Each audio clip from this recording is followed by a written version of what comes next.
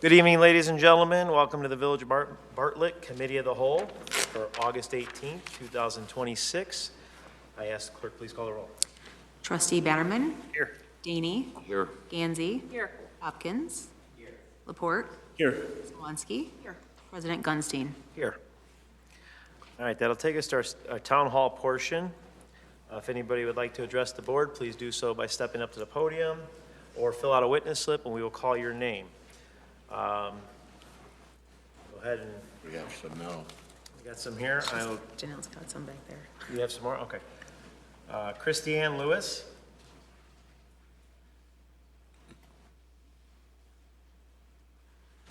Go to the podium, dear.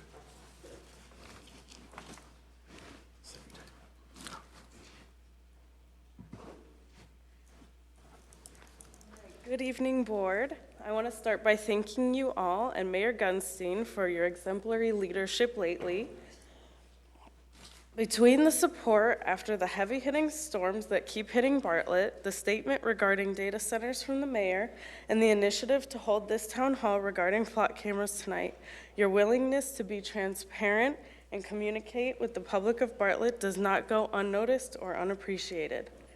I know the numerous concerns I have regarding surveillance will be covered by my fellow residents, so I come here today to speak on a different matter that was brought to my attention by one of my constituents. The following statement was given to me, and I will read it as is. I would like to respectfully raise a concern regarding an interaction with the Bartlett Police Department today. My brother was involved in a minor traffic accident near Route 59 and Stearns Road. A police report was made, and we completely understand the need for the officer to request the driver's license, insurance information, and any other information necessary to document the accident. My brother was also issued a traffic ticket. I want to make clear, because this concern is not about disputing the ticket or questioning the officer's responsibility to investigate the accident. What concerned us is what happened with the passengers in the vehicle. According to my brother, Officer Crawford, ID 136, who is identified on the ticket, wanted to verify the immigration status of the information of the people in the vehicle. The passengers were asked to roll down the windows and were questioned individually. One child 13 years, one girl 11 years, and one child 17 years. Being asked for names, date of birth, other identifying information. That being said, municipal officers asking residents for legal status during traffic stops is a violation of the State of Illinois Trust Act, and whether the events relayed to me by this constituent were alleged or true, as a representative of this great community of Bartlett, I feel it my duty to encourage Bartlett to continue to protect and serve within the law to foster the healthiest and safest community for our residents. Thank you. Mayor, I'll ask the chief to respond to that. We did respond to that resident and educated her on our practices. We did. As soon as we found that social media post, we were able to contact that individual and explain to them the situation. Under the traffic crash, we are obligated to document all passengers, and when we're asking for information in regards to the passengers, it's for the report only.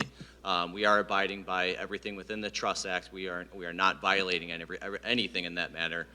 We explained this process to that Facebook post, at which time they took it down and retracted that statement.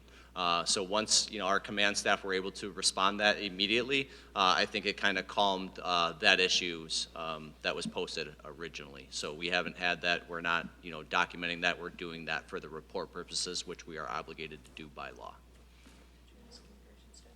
No, we did not. No, we did not ask immigration status. We only asked them for their verifiable information as far as date of birth and placement within that vehicle. Standard practice is to figure out every passenger of the vehicle. Yes, sir. Correct? For Yes, the sir. police report. Yep, and we do it on every traffic crash. Yeah.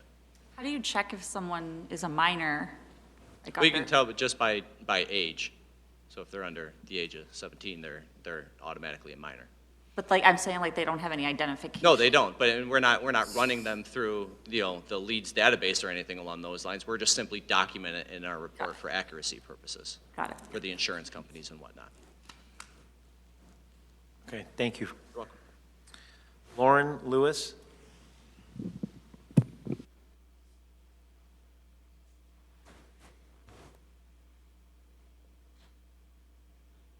I had a lot to say, so I don't have everything prepared, but I'm gonna try and go over what I have right now. And this is on flock cameras being used in Illinois. So, the state law passed in 2023 by Secretary of State Alexi Janulius. Law HB 3326 prohibits the sale, sharing, or transfer of automated license plate reader data by users, especially to law enforcement agencies investigating out-of-state abortions or undocumented immigrants. So the Secretary of State conducted an investigation of flock cameras in Illinois, and it was shown to violate Illinois' Trust Act and multiple amendments in the U.S. Constitution. Among those privacy rights and constitutional protections, such as those mentioned and guaranteed in the Fourth Amendment, which guarantee Americans protection against unreasonable searches and seizures. Illinois laws also state that law enforcement cannot work with federal authorities, including ICE, without a court warrant, yet Flock allows U.S. Customs and Border Protection to access Illinois license plate and surveil drivers. Law enforcement has been proven to abuse the system, using it to stalk and prey on innocent civilians, and also searching up keywords and slurs in the database to find whatever type of individual they are looking to stalk, and many times also illegally sharing personal information with unknown private companies. A detective from the Johnson County Sheriff's Office in Texas single-handedly accessed over 83,000 cameras across the U.S. to search for a woman who had driven out of state to legally have an abortion, including cameras in Illinois and Washington, both states where abortion is legal. When this detective was prompted to type in a reason for the searches, his input was, quote, "had an abortion, search for female," quote, end quote. Under current Texas state law, anyone who seeks or undergoes an abortion in a state it is legalized cannot be criminally or civilly held liable. The CEO of Flock, Garrett Langley, has admitted that Flock cameras and the database is being misused and the distinct permissions and safeguards were not created, but is still allowing more to be produced and misused. There is no proper use for Flock cameras. It violates the Trust Act and many amendments in the Constitution list. We should be putting that money towards fixing regular street cameras without an illegal AI database. And I didn't write this down, but I also wanted to note, in a city nearby, I got in an accident, not at all my fault. A car at nighttime came over the center line, going the opposite way, and sideswiped my mirror. I had to swerve. If I hadn't swerved, I could have died.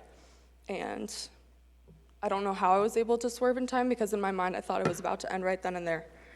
But thankfully I was able to avoid that. And obviously I called the cops, was able to follow them for a little bit as the cops instructed me to do, or 911, and then once the cops got there, they did help me. But when I asked them to search street cameras, they said that the cameras that were at that intersection did not work. So this is why I think that money being used for Flock cameras should be put in place so that regular street cameras that don't use illegal databases can work properly for those citizens who need there to actually be regular surveillance helping them out in cases like this. Thank you. Thank you, Lauren. I'm glad you're okay from the accident.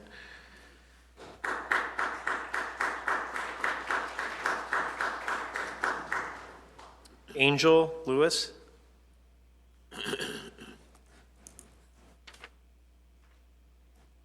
Hello, I'm here to talk about flock cameras as well today, and I'm just going to read off a few headlines about flock cameras. Family accidentally held at gunpoint after flock camera misread their license plate.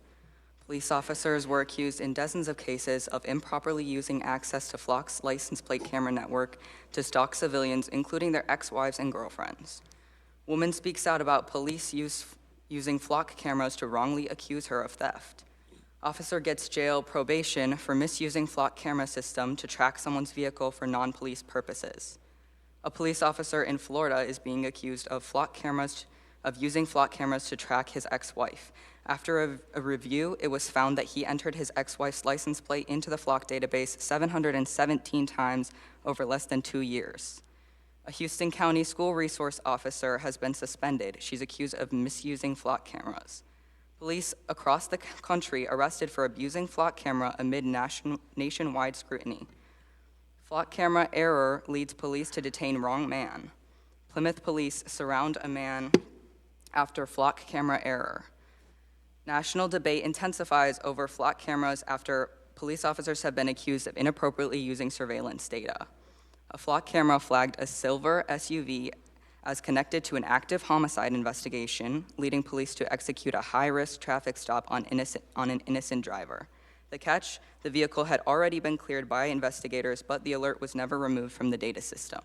As flock cameras and cross-jurisdictional data sharing become standard for local police, this incident raises a critical question. How do errors in shared tech networks disrupt the lives of real people? This isn't a media frenzy, this isn't hysteria. These are real things happening to our neighbors that could very well happen to you. This isn't just about the normalization of a surveillance state, but the surveillance state cannot exist without data centers. There are so many better things that we could be spending our money on, things that your constituents want and need. AI is not reliable, it's not accurate, and it is killing us.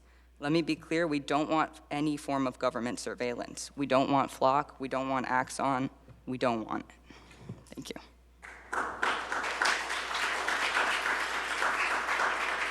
Thank you, Angel. Danielle Roller.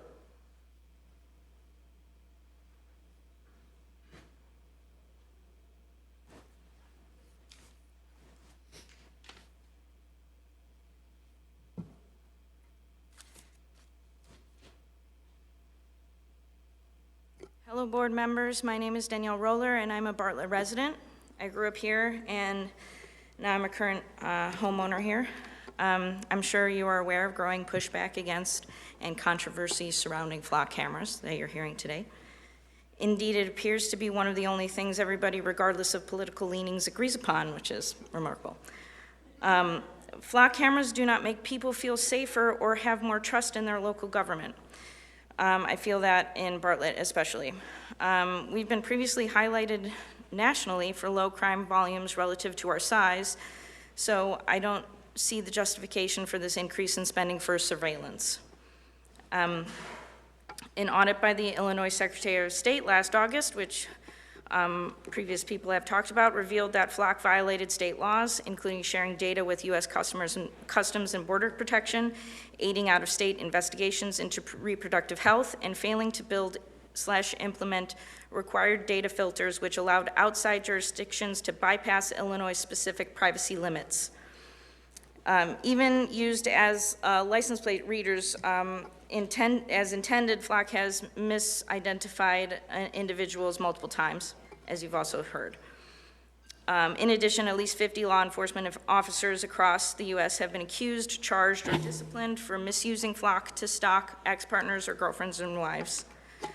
Despite the newly announced operational changes to Flock, the ACLU maintains that Flock remains a major civil liberties threat. I wish that we lived in a world where this technology is used for good and only for good. We don't know, and Flock has already demonstrated widespread misuse and criminal access. So until Flock demonstrates through independent evaluation that these mitigations are effective and significantly reduce harm, Bartlett must follow Evanston and Oak Park's example by not only rejecting proposals for additional Flock cameras, but canceling all contracts with Flock. Thank you. Thank you. Thank you, Danielle. Simon Merhab? Sorry.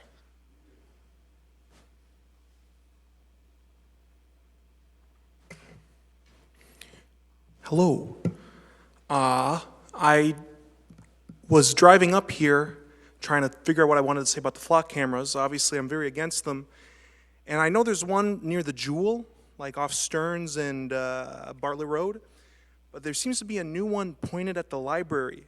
I don't know if it's new. I don't pay attention much. But it's pointed at the library, and I don't know why it is. these cameras are using a lot of AI and a lot of technology to track people's license plates, to track people's paths to and from work or wherever they're going. It's so much information that I don't understand the need for it. If they're saving all this information in the database, what is it for? I know someone mentioned to me once they used it to stop a shoplifting, I think at that Jewel, and that's great. And I don't like crime, I don't like shoplifting, I get into arguments with my friends, but it's such like an overcorrection. We could already solve that. I don't want everyone to be tracked just for one guy. And I think it's sad. Bartlett has always been a safe town as far as I've been aware. I've lived here since 3rd grade. I love it. It's peaceful, it's green, it's lush. Why is it pointed at the library? What crime goes on over there? And everyone doesn't like it. I haven't seen anyone come up here to support it. I haven't seen anyone really say anything other than people that don't go outside. I know a lot of people say, like, if you're worried about it, just don't commit a crime, you know, like, what do you have to worry about it? It just seems to be in bad taste and very expensive for little to no gain on my end. I don't really get it. And that was all. Please reconsider having them up there. I think you should take them down. Thank you. Thank you, Simon. I just asked Christy to put up the map of the flock camera locations. There is not one at Piper's. I will also caveat it by saying that the village can only control the flock cameras that we have within the village and that we agreed to in past years. If a private business, i.e. Menards, Home Depot, the library taxing district, the park district, or any of the fire district properties have a flock camera on them, those are not controlled or maintained by the village of Bartlett. Those are independent, correct? All right, Lois Lewis.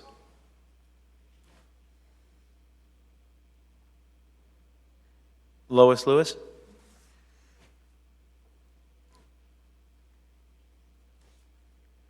Thank you, Simon. Thank you, board members. My name is actually Lois Terrell, but that was just an error. I'm here also with concern about the flock cameras. Recently, I received in the mail a statement or a toll statement from Kansas, of all places. I have not been to Kansas in at least over 8 years, and I have never personally driven to Kansas. So at first, I honestly thought it was a scam, but it does in fact have my license plate on here. And it was kind of scary, honestly, to think that I'm being charged for something I didn't do. And I didn't know, I thought it was a scam, and I was talking to my daughters about it, and they said, no, it's the flock cameras. And it was really the first time that I was kind of introduced to the flock cameras. So I called, and the lady pulled it up, and she said, oh, yeah, it misread the license plate. So she was able to she told me to disregard it, and thankfully it was just tossed out. But not only is it an inconvenience, it's an obvious example of the inaccuracy of these cameras reading license plates and people being accused or getting in trouble for things they haven't committed. And I also think it's a violation of our privacy. Thank you. Thank you, Lois. Lois, can you spell your last name?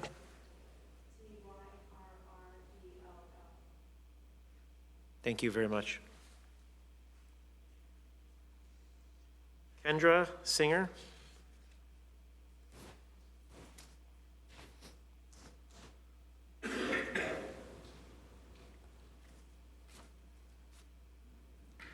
Wow, do we live in a great city and a great country that we have the freedom of speech that we can do this. And thank you, council, administration, and the citizens of Bartlett for all of us to stand firm on where we believe. I think this is great, so thank you. My name is Kendra Singer, and I am a resident of Bartlett, Illinois. And I'd like to highlight first, we had heard about HB 3036, but I also want to highlight SB 2400. This is the Biometric Information Privacy Act. This was introduced to the House and the Senate voted in on July 10th, 2008. It was signed into law on October 3rd of 2008. And what this does is, it's called the BIPA, B-I-P-A. It requires companies doing business in Illinois to comply with a number of requirements pertaining to the collection and storage of biometric information. These include a requirement of companies. You obtain consent from individuals if the company intends to collect or disclose their personal biometric identifiers. Our biometrics are being collected besides the license plate. Destroy biometric identifiers in a timely manner, and securely store biometric identifiers. So I wanted to highlight this SB 2400, and that's when Rob Blagojevich was governing our great state. I am present before you to represent myself and the great residents that are here today in Bartlett, and even our little mini hero, I wish he was still here to represent our town, Cook and DuPage County, urging you to reject, prohibit, or place a moratorium on the installation or expansion of automated license plate reader systems, any municipal, county, and/or state AI cameras, including flock safety in our community. These systems are often presented as simple crime-fighting tools, but they create a form of mass surveillance that records the movements of ordinary people who are not suspected of any crime. And I want to side note, thank you for our police department. God bless you. Go Blue. God bless you for what you do. But it raises serious concerns about privacy, civil liberties, and the long-term misuse of sensitive location data. Even when these systems are marketed as narrowly targeted, the reality is that they can enable broad tracking, data retention, interagency sharing, and mission creep over time. A system installed for one purpose today can easily be expanded tomorrow. Once the infrastructure is in place, the temptation to widen its use becomes very difficult to control.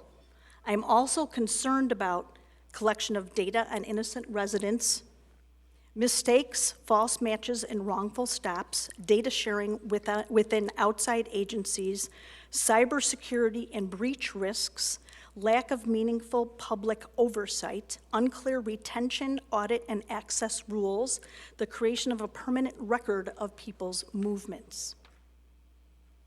If the city is considering this technology, I ask that you do not move forward unless and until there have been a full public process, including public notice, and not just social media, but some posters and or cards or mailers as well, because we don't have just ages in Bartlett that are social media people, we have elderly as well.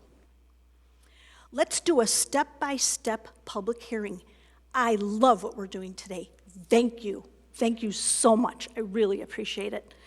We need a clear written use policy, strict retention limits, access logs, independent audits, transparency reporting, and meaningful limits on sharing. My preference is that we don't install the system at all. Public safety would not come at the cost of building a system that tracks everyone first and asks questions later. Our city should invest in safety strategies that are effective without creating a surveillance network over daily life. Thank you, team. Thank you, city. Thank you. What a wonderful place Thank to you, be. Kendra. God bless you guys, and God bless America.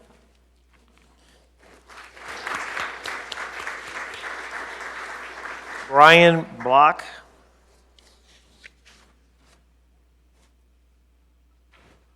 Tough one to follow, so I'll try to be brief here. Thank you guys for your time. Once again, with the flock cameras, I just wanted to briefly go through some of the things. A couple questions, more for Dan Murdoch, who I was supposed to be here, I guess. Yes. This is sort of I guess maybe his field, if he wants to address those in writing, maybe easier going forward. But a few questions.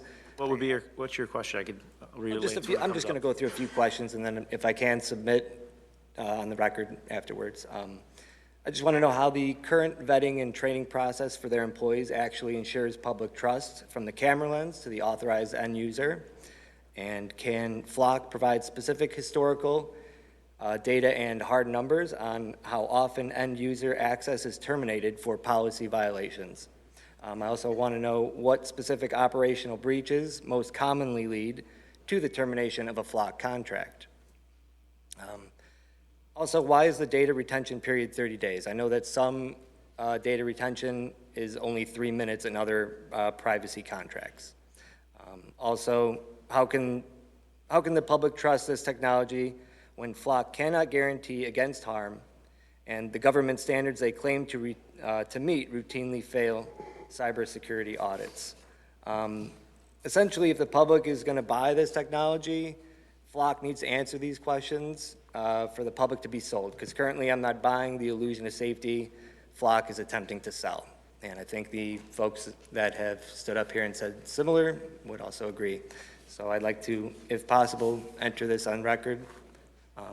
But thank you for your time, folks, and All right. hopefully, thank you. Thank you, Brian.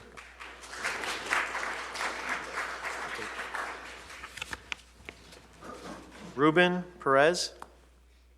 Thank you.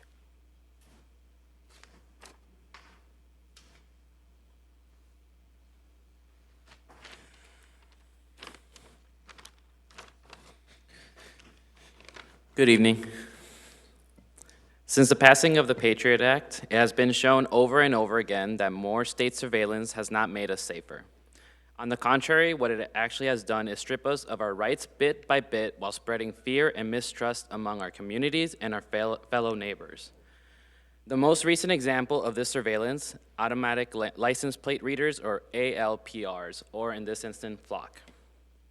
These cameras capture and store our data while also monitoring our every move through our license plates without our permission. And due to the large number of ALPRs installed all throughout our state alone, they are actively creating a log of all of our whereabouts without probable cause. As United States citizens, we have the constitutional right to privacy. And unless we have committed a crime, the police should not have the right or ability to monitor us without our consent or a warrant. One of these cameras' main features is the ability to access information not only from the cameras owned by one municipality, but from all neighboring ones as well. You don't have to search very long online to find multiple examples of federal and local authorities misusing this technology to stalk. Been found out after concerned citizens requested access to these logs that Flock employees monitor this info as well, showing records of them monitoring locations such as schools, parks, or libraries, just to name a few. We also don't live in a vacuum. It is a known fact that this information has been shared with ICE and federal agents in other municipalities to pursue, stalk, kidnap, and murder our neighbors. No matter how many times it is stated that these companies and governmental bodies, that this information stays with local authorities, this has simply not been true.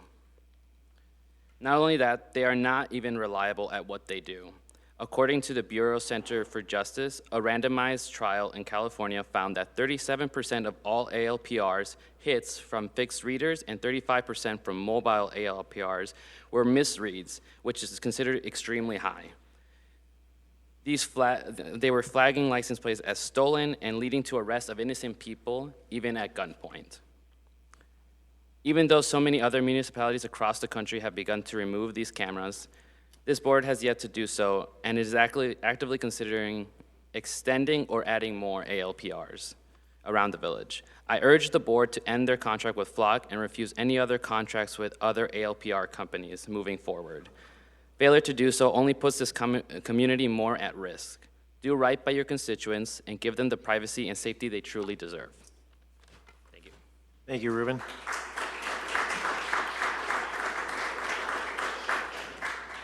We have somebody online, Kathy Walsh.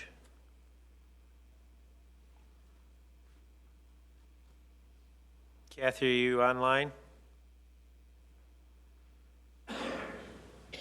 My name is Carl Walsh. I do not have a comment on this topic. I have one for the Hawk Ridge topic. What was your name? My name is Carl Walsh, not Kathy. I'm a Oh, neighbor. okay. Thank Sorry you. about that. My comment is for the Hawk Ridge topic, not this one. Thank you.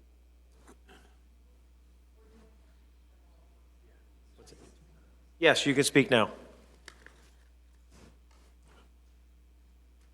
Regarding the Hawk Ridge topic or the flock topic? Whichever one you'd like to speak. Okay. Well, my comment regarding the Hawk Ridge topic would be primarily, or my questions would be regarding the village's policy regarding tree line removal, the village's anticipation with floodplain control, and also the village's plan concerning the addition to about probably 150 to 200 vehicles in the between Schick and Struckman and Bartlett Road near the overhead railroad tracks. Okay. We will be definitely addressing those particular items when that comes up in our zoning committee. Could I get your address for the record? Sure. It's 749 West Apple Tree. Thank you very much.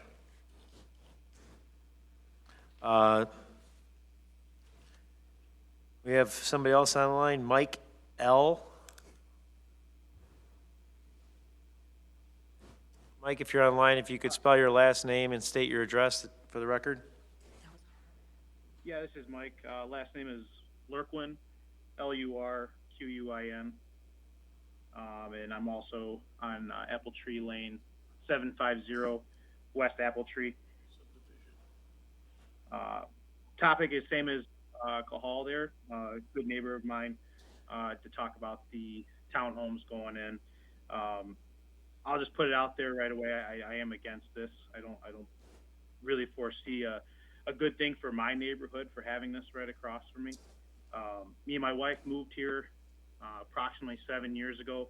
We come from just outside the south side of Chicago, where there's minimal trees, minimal prairie, and we picked Bartlett for the reason of you get that mix of small suburb and rural area, but still have the amenities that we have here.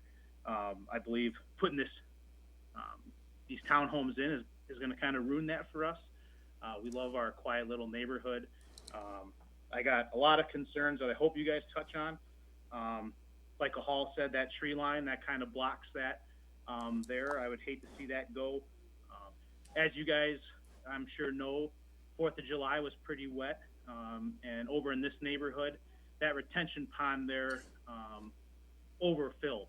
It went all the way up past Apple Tree, started into Pine Tree, and then was even getting into a lot of mine and my neighbors' front yards, to the point where it was a very uncomfortable feeling if we're going to have some big damage. And I'm a little concerned is this townhome complex also going to be putting some drainage in there, and if that's the case, we're going to have some bigger issues as well. 98 townhomes for a little over 18 acres. You know, you think of 18 acres as a lot. For 98 townhomes, that's overcrowded to me. I don't think that's a very pleasant view. I would say that a lot of people may think that 18 acres is this big, big property and everything will look great, but in reality, it's really not. You're looking at close to 4 or 5 townhomes per acre. The traffic on Bartlett Road as well. One entrance in, I did see some of the plans for this, one entrance in to that, and then trying to get those 150 to possibly 200 cars out of that one entrance onto Bartlett Road. And then when the high school is in session, Schick and Bartlett is already kind of a nightmare between school opening and closing times. So that's definitely going to add some issues. I'm worried about some taxes with the infrastructure that's going to have to be put in place. I'm worried about construction length of putting all this stuff in. I've got 2 kids. I don't want to see them having to deal with construction noise and dust and whatever else comes with putting that in for how many years it takes. Lastly, I worry about the call volume for the fire department and the police department. 98 townhomes is a lot to add to Station 2 over here. Depending on what kind of clientele are moving into those areas, whether it's an older community or a younger community, both can bring a significant call volume that can put stress on the fire department and the police department.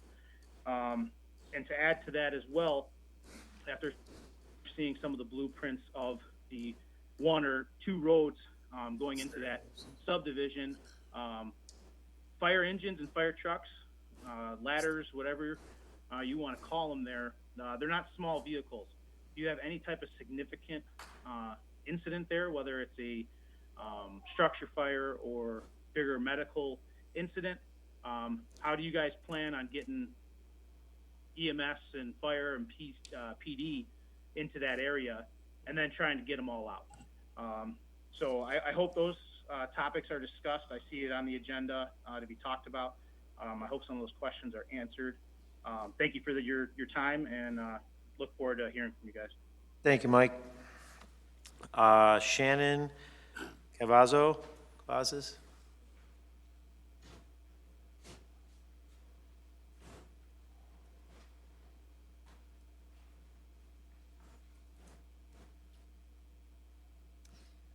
All right, hello, everybody. I just want to thank the council, administration, and residents for listening tonight. I've been a resident here along with my husband for 12 years, and I wanted to talk on the subject of flock cameras tonight.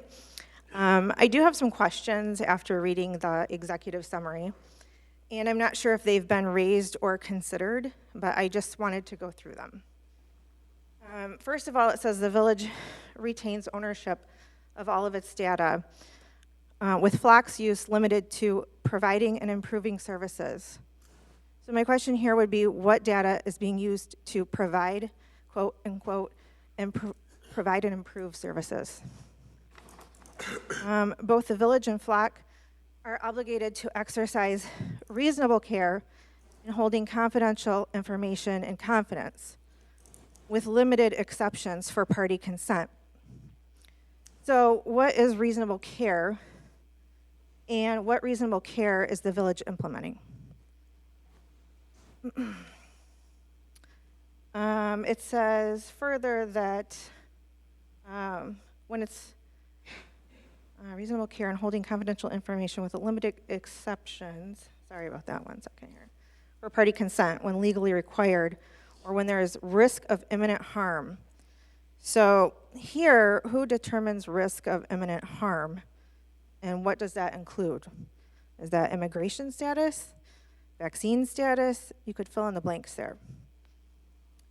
Confidential information is returned or destroyed upon termination of the agreement. I think it should be destroyed, not returned. There are mutual indemnification terms in the agreement.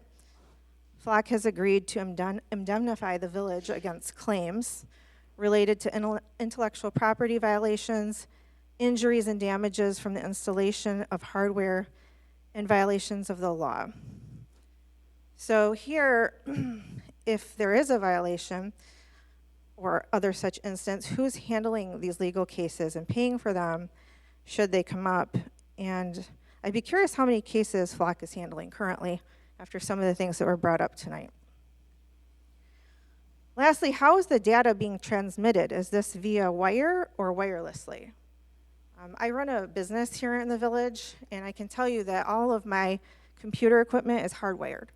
That means in order to steal any of that information, you have to physically plug into the line that goes to my computer. So you'd have to be in the building to do that. So I know there's a lot of instances, even with baby monitors, et cetera, where people have wireless baby monitors. People can hack into that. People have hacked into water systems. We're seeing it a lot nowadays, so I'd be curious how that data is being transmitted. Most technology starts off with good intentions, but we also need to have the foresight to look ahead and how this is going to be used 10, 20, 30 years down the road. You know, look at phones, for instance. We started off with calls, and then calls and texts, calls, texts, and internet, and now we have pocket-sized computers driven by AI that emit wireless radiation. That's all that's happened in just a course of 30 years. Even the name flock is very interesting to me. You know, it seems like big tech is watching over their flock. We're kind of seeing a resurgence and a regression from technology and digital surveillance. People are tired of data breaches, clearing their cache and cookies, digital surveillance of their preferences being tracked. This isn't really the dystopian future that I want, and so let's not get in our own way. Sometimes less is more, so I do oppose the use of the flock cameras. Thank you. Thank you. Pam?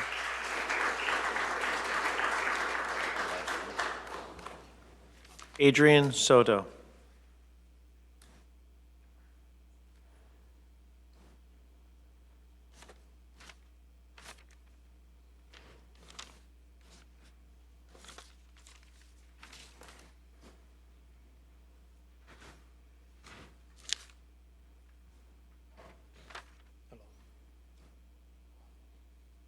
I'm actually here again for probably the third time in regards to the parking over at the quads, because yesterday there was an incident.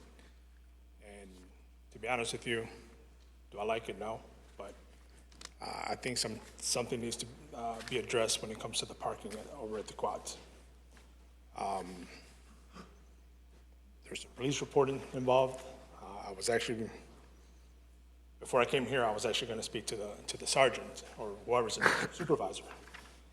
Talked to him, found out about the town hall meeting, and just wanted to get clarification even more because the person I had the incident with is actually sitting right over there. So we got a ticket. So in fact, I got it right here in my possession, well, somewhere. So what's the point of having a ticket or, you know, the town hall or the Bartlett sticker, right? What's the point of having it? As I even addressed it with the gentleman over there, is that I said, hey, look, there's no parking. Where else would you have me park? Yes, I was told the Metro. Okay, cool. What if that's not an option, right? What do? Do I have to keep coming in each and every time to dispute it with someone? Like, I get it. That's why one actually goes out and buys the sticker, right? Pay $100. But to always come in here to have to fight for, hey, look, I don't have any parking. I've actually come up to the officers and showed them, look, I went up and down the aisles and showed them physically on my phone, hey, where would you have me park? So yes, some of us actually do the responsible thing and do get the tickets, right? But what about the other people that don't? Makes it hard for people like me, and I'm sure I'm not the only one that has struggled with finding a parking spot. So I'm just here kind of at your guys' mercy and ask you, hey, what do I do? Because obviously this is an escalation. Maybe I'm not the only one, or maybe I am the only one that has this, right? But it's kind of getting out of hand. As far as tickets and everything, like, obviously, like to meet me and the gentleman over here, what can we do? Well, I would ask that you get with DC Sweeney right now. He's looking like he wants to talk to you, and hopefully we can get whatever the concern is resolved. So. Because like I said, as I even told the gentleman and even officers that have been involved, hey, I was told by the officers after the meeting, or, you know, kind of like this situation, hey, it's our discretion whether we want to do the tickets or not. This officer that I spoke to last night literally said on her body camera, I'm not going to give you a ticket. I have both. Clarify, I'm just making sure I understand. You have one of the permits that were issued, but there is no parking where the permits are at, so you parked somewhere else and then got a ticket, right? That's what I heard that correct? So like I said, the officer, Kaylin Hines, literally said, hey, I'm not gonna give you a ticket. But I have a ticket with it.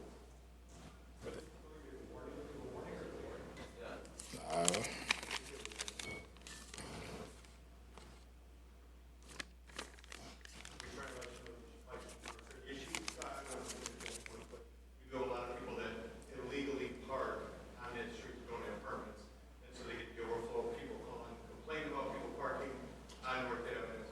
And so we just put a warning saying, hey, you're not supposed to park on North Avenue. We understand the circumstance that they didn't have anyone else to park.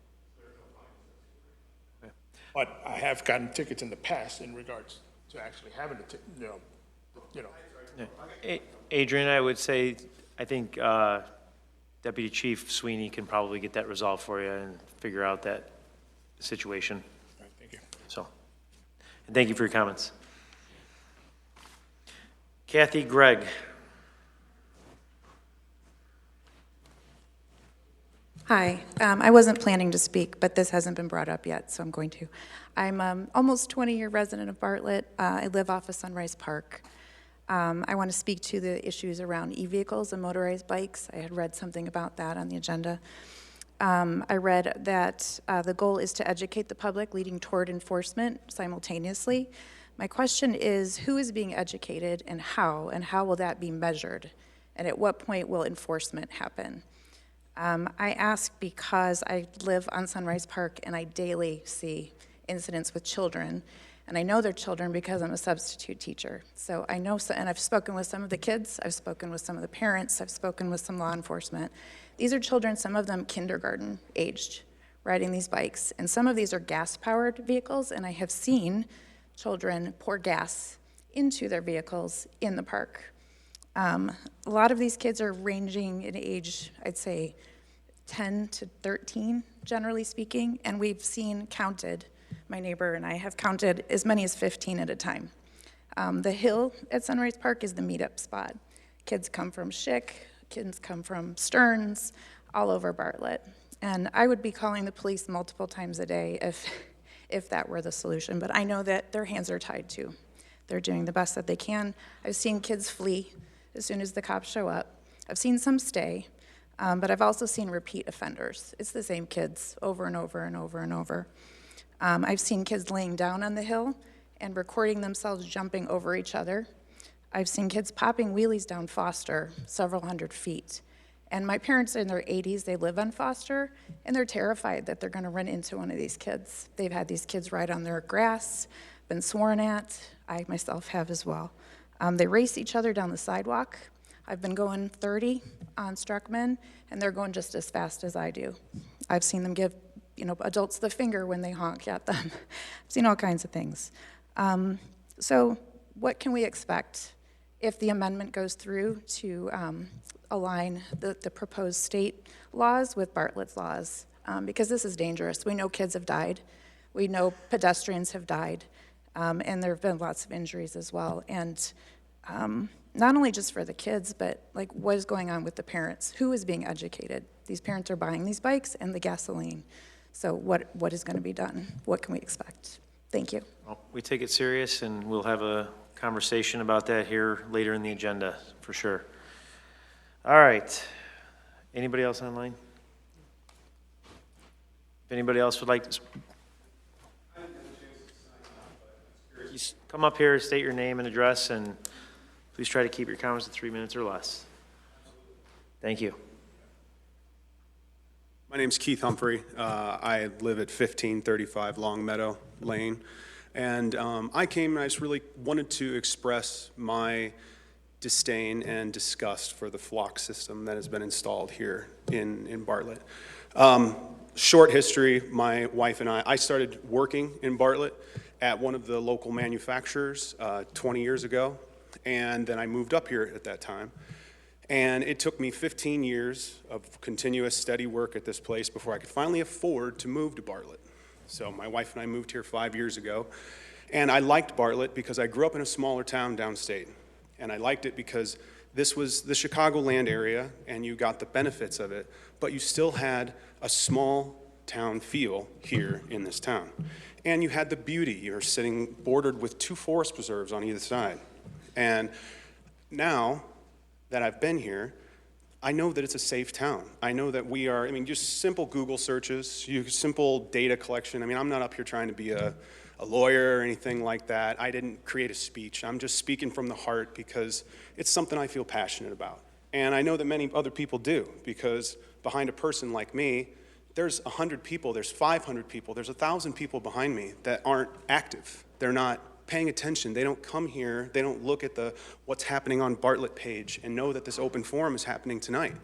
They're not, or they're just busy. They have families. They're getting ready for back to school. They're not here displacing, telling us their fellow disdain for the systems as well. So I just wanted to come here and say that I feel that this, when I leave my home in the morning and I'm driving to and from work, and I don't even have to say where I work because I pass 7 flock cameras on the way going from Schick and 59 over to East Devon Avenue. And I drive right up Bartlett Road here, and then there's ones right outside my company as well. And it doesn't make me feel safer because this town was already safe to begin with. I've been here every day, 5 days a week, and for 15 years, and then 7 days a week for the last 5. And you can tell that for violent crimes, we are 0.007 violent crimes per 1,000 people in Bartlett. The amount of property damage and things like that happen to the homes in our community is also extremely low and puts us in one of the top 25% cities to live in the nation. Yet we're selling these cameras on being safe and being safe. And Bartlett doesn't feel any safer today than it did in 2024, than it did in 2022. I just feel more scrutinized. And to be honest, I was even telling my wife that before I came here, I said, I'm nervous to even go and give you guys my name and talk to you because I feel I'm putting a target on my back by even doing so. I'm giving you my name. You have my name. You have my driver's license. It's in the database. You can track, what driver's license? Well, Keith drives this vehicle.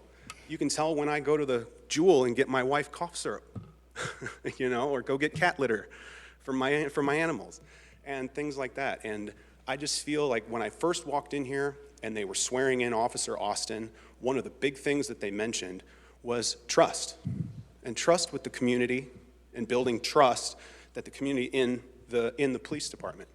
And I don't necessarily feel that trust. I feel that you don't trust me because you have to constantly watch me. Whereas I don't watch you guys. I don't sit there and follow the police around and wait and see until they park in some back alley to do some paperwork or take a break on their, in their car on shift or whatever. I don't do that, and I don't expect the same. So to foster this level of trust, I strongly urge that you guys don't renew these contracts and take the $65,000 you were planning to spend in '27 and spend it on something more useful for the community, like maybe a walk path on East Devon Avenue where there isn't one and people have to ride their bikes and walk in the street because there's just grass that goes all the way to the nice walk path that Hanover Park put in by the train station.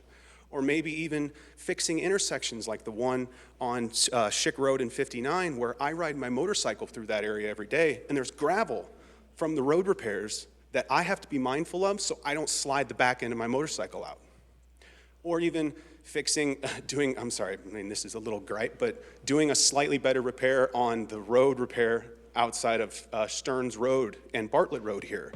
That area, when I understand the water main blew and it was a emergency fix, but even going over there now, it's not better than it was prior to the breakage.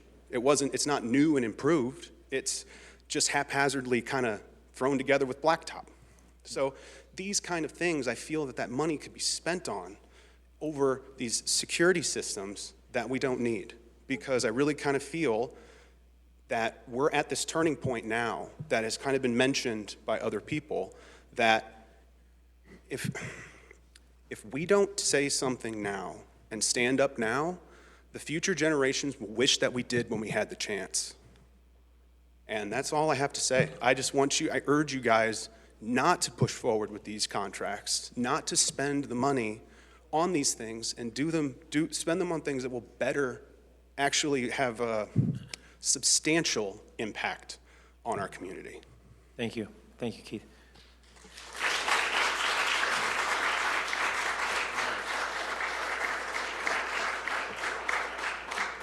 I want to thank everybody for their comments. Everybody kept it pretty close to 3 minutes and respectful.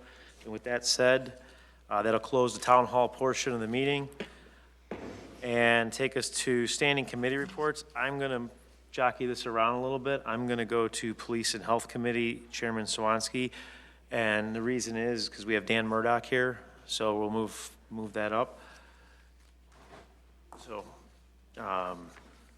and we'll go to the flock contract first. Petitioners here, too. What's that? We also have petitioners here. I mean, Can you pass there that? are reasons. What's that? You want to just keep it on schedule? Okay. All right, you know what, Dan, they want to keep it on schedule, we'll keep it, we'll go to Building and Zoning Committee Chairman Hopkins. Sorry about that. Thank you, President Gunstein. There are 3 items on our agenda. The first one is 2026-04, the good behavior of Bartlett. The petitioner is requesting a special use permit to allow an adult use cannabis dispensary at 1683 South Route 59 in the shops of Fair Hills Shopping Center. The petitioner submitted a detailed projected narrative and traffic impact study as part of their application. At the time of the submittal, the proposed hours of operation were 9 a.m. to 9 p.m., Monday through Thursday, 9 a.m. to 10 p.m. Friday and Saturday, and 10 a.m. to 6 p.m. on Sunday. At the August 6, 2026 Planning and Zoning Commission meeting, the petitioner requested extended hours from their original proposed due to a change in state law. The revised request hours are 9 a.m. to 10 p.m. Monday to Thursday, 9 a.m. to midnight Friday and Saturday, and 10 a.m. to 6 p.m. on Sunday. The Planning and Zoning Commission recommended approval of the special use permit, requested but deferred discussion of the hours of operation to the village board. We are here to discuss it and to see if we want to send this to the village board for a final vote. Is there any comments from the committee? All right. I'm okay with the change in hours. That's acceptable. Trustee Gansey, you want to say something?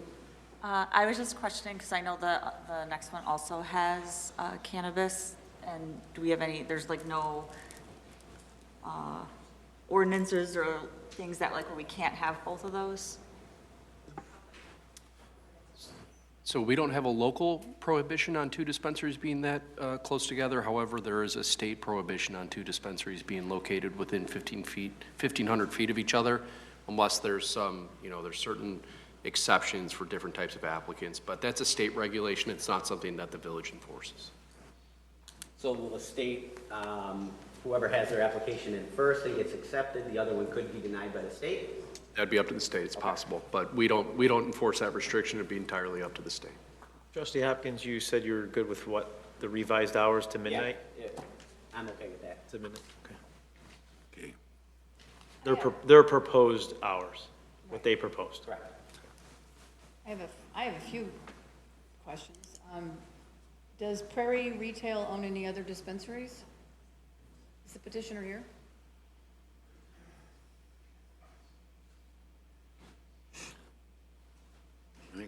What was the question? Do they own any other dispensaries? Good evening. For the record, my name is Andrew Scott with the Law Offices of Dyke and McGossett. I'm here on behalf of the petitioner, Prairie Retail Holdings. No, this is a venture by Kevin Bethio. He's also with me this evening.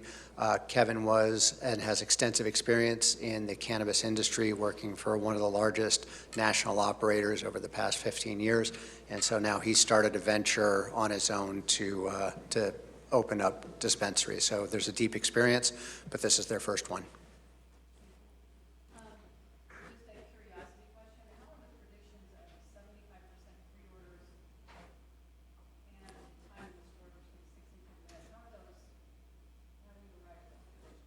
So it's not predictions, it's actually data. Again, going back to Kevin's extensive experience with dispensary operations over the last 10 years. That's how he comes upon the data to back that up. And that's also sort of common knowledge in the industry. I represent other dispensary operators. And with the advent of more online offerings, it's kind of industry standard that you have a lot more folks that order in advance, and you're also able to track pretty easily the amount of time that somebody's in the dispensary, how long it takes for a transaction to take place.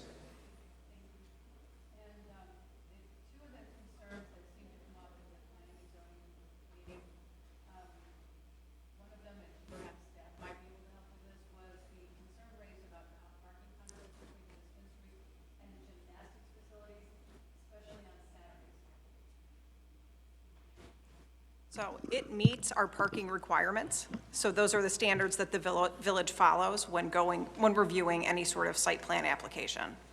So if it meets the parking standards, It's,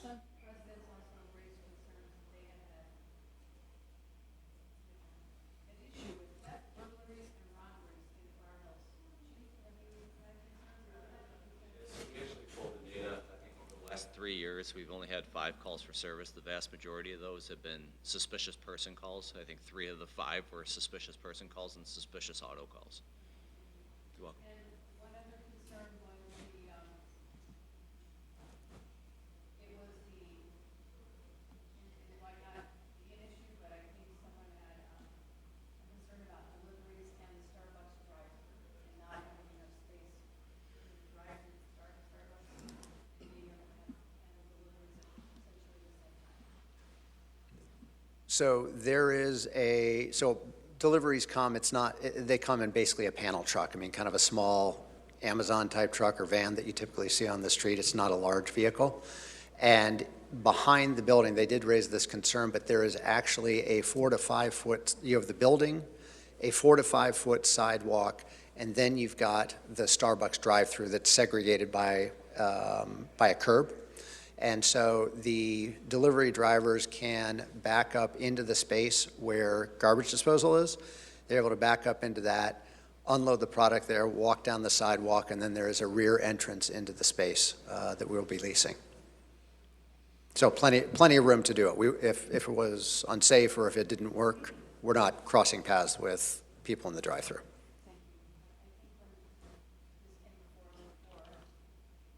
not this one.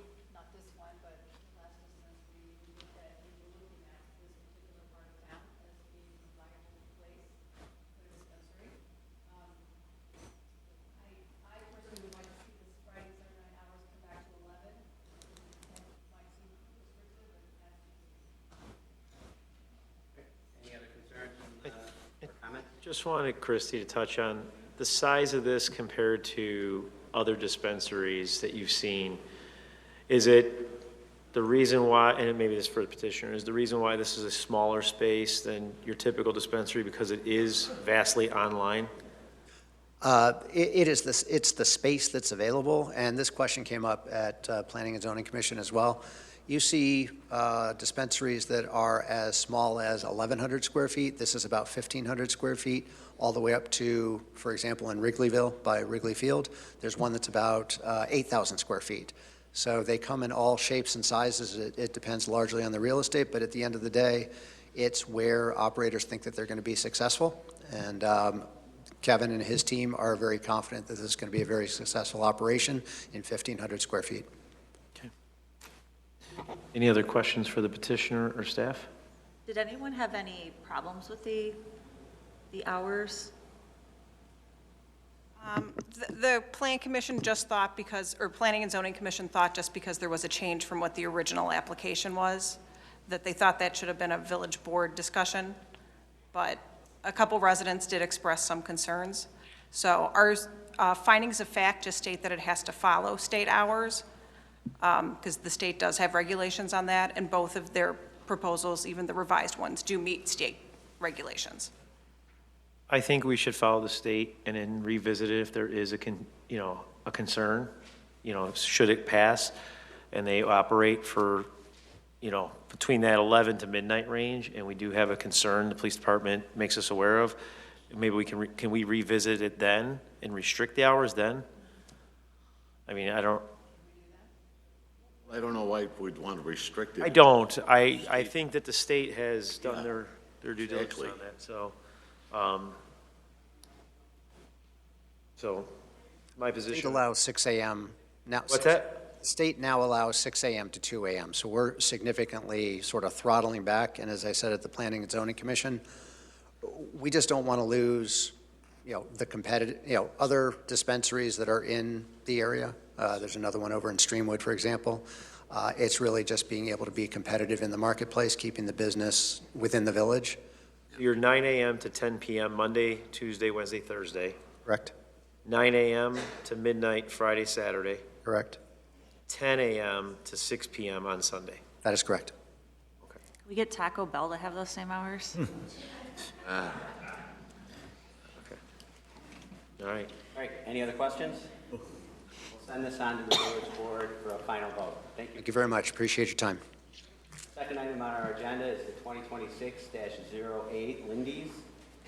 The petitioner is proposing to redevelop the former CVS building at the southeast corner of Army Trail Road and Route 59 in a 3-tenant facility. The proposed tenants are Lindy's gas station, which includes a convenience store, quick service restaurant, serving alcohol and video gaming, an adult use cannabis dispensary, and number 3, a coffee shop that serves alcohol with a pickup window and video gaming. A row of parking would be added along the north property line, and some of the exit parking would be removed to accommodate the proposed gas station, pumps, and canopy.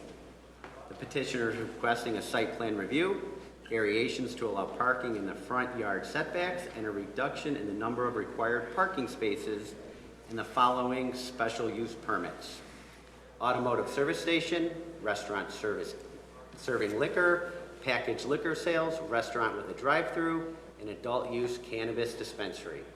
In addition to the zoning relief and approval listed above, the Class VC liquor license regulations would need to be amended to remove the restriction that's on and after May 1st, 2024, no new VC liquor or no new Class VC licenses will be issued to an establishment that is located within 1,500 feet as measured from main entrance to main entrance from any VC licensed establishment. The Lindy's and coffee shop entrances are 59 feet apart, and both are approximately 400 from Betty's Bistro located at 1079 Army Trail Road. We're going to review this and see if we want to send it to the Planning and Zoning Commission to conduct a public hearing. With that, is there any comments from the committee? Do we want to? I have a serious problem with this. You We just talked about a cannabis dispensary across the street, which would be on the northeast corner of Route 59 and Army Trail. Now we're looking at the southeast corner of Army Trail and Route 59. I think that the locations of the two, be competitive and whatnot. If I walked into a situation like this and I knew that another retail outlet was coming in the close proximity of where I wanted to open mine, and we would be extremely competitive, I would say, you know what, I think I'm going to find a different location. So that's number one.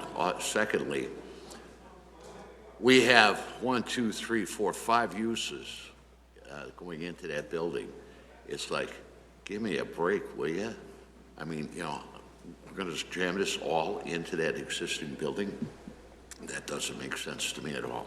I think it's actually a really good use. And Well, let me finish, please. Please, I'm almost done. And the other thing is, we have to create a new class liquor license regulation. It has to be amended. We have to create a new one because of the fact that the distance between the other establishments that exist there.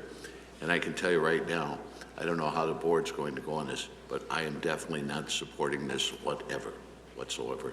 Thanks. I think it's a good use, and I think a CVS that was currently there has many uses inside that building. Pharmacy, photo shop, cosmetics. I mean, the list goes on. So I like the use. I think it's a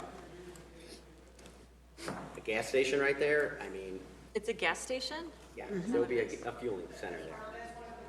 I just wasn't sure what automotive, if it was gas. And I'd like Kurt to touch on the cannabis licensing. Yeah, yeah. So, again, there's no prohibition in our code that prohibits dispensaries from being located with any distance from each other. But state law prohibits two dispensing organizations from being within 1,500 feet of each other. So it's within a pre-existing dispensary. So whichever dispensary gets licensed first by the state is likely going to be the one that would be able to operate.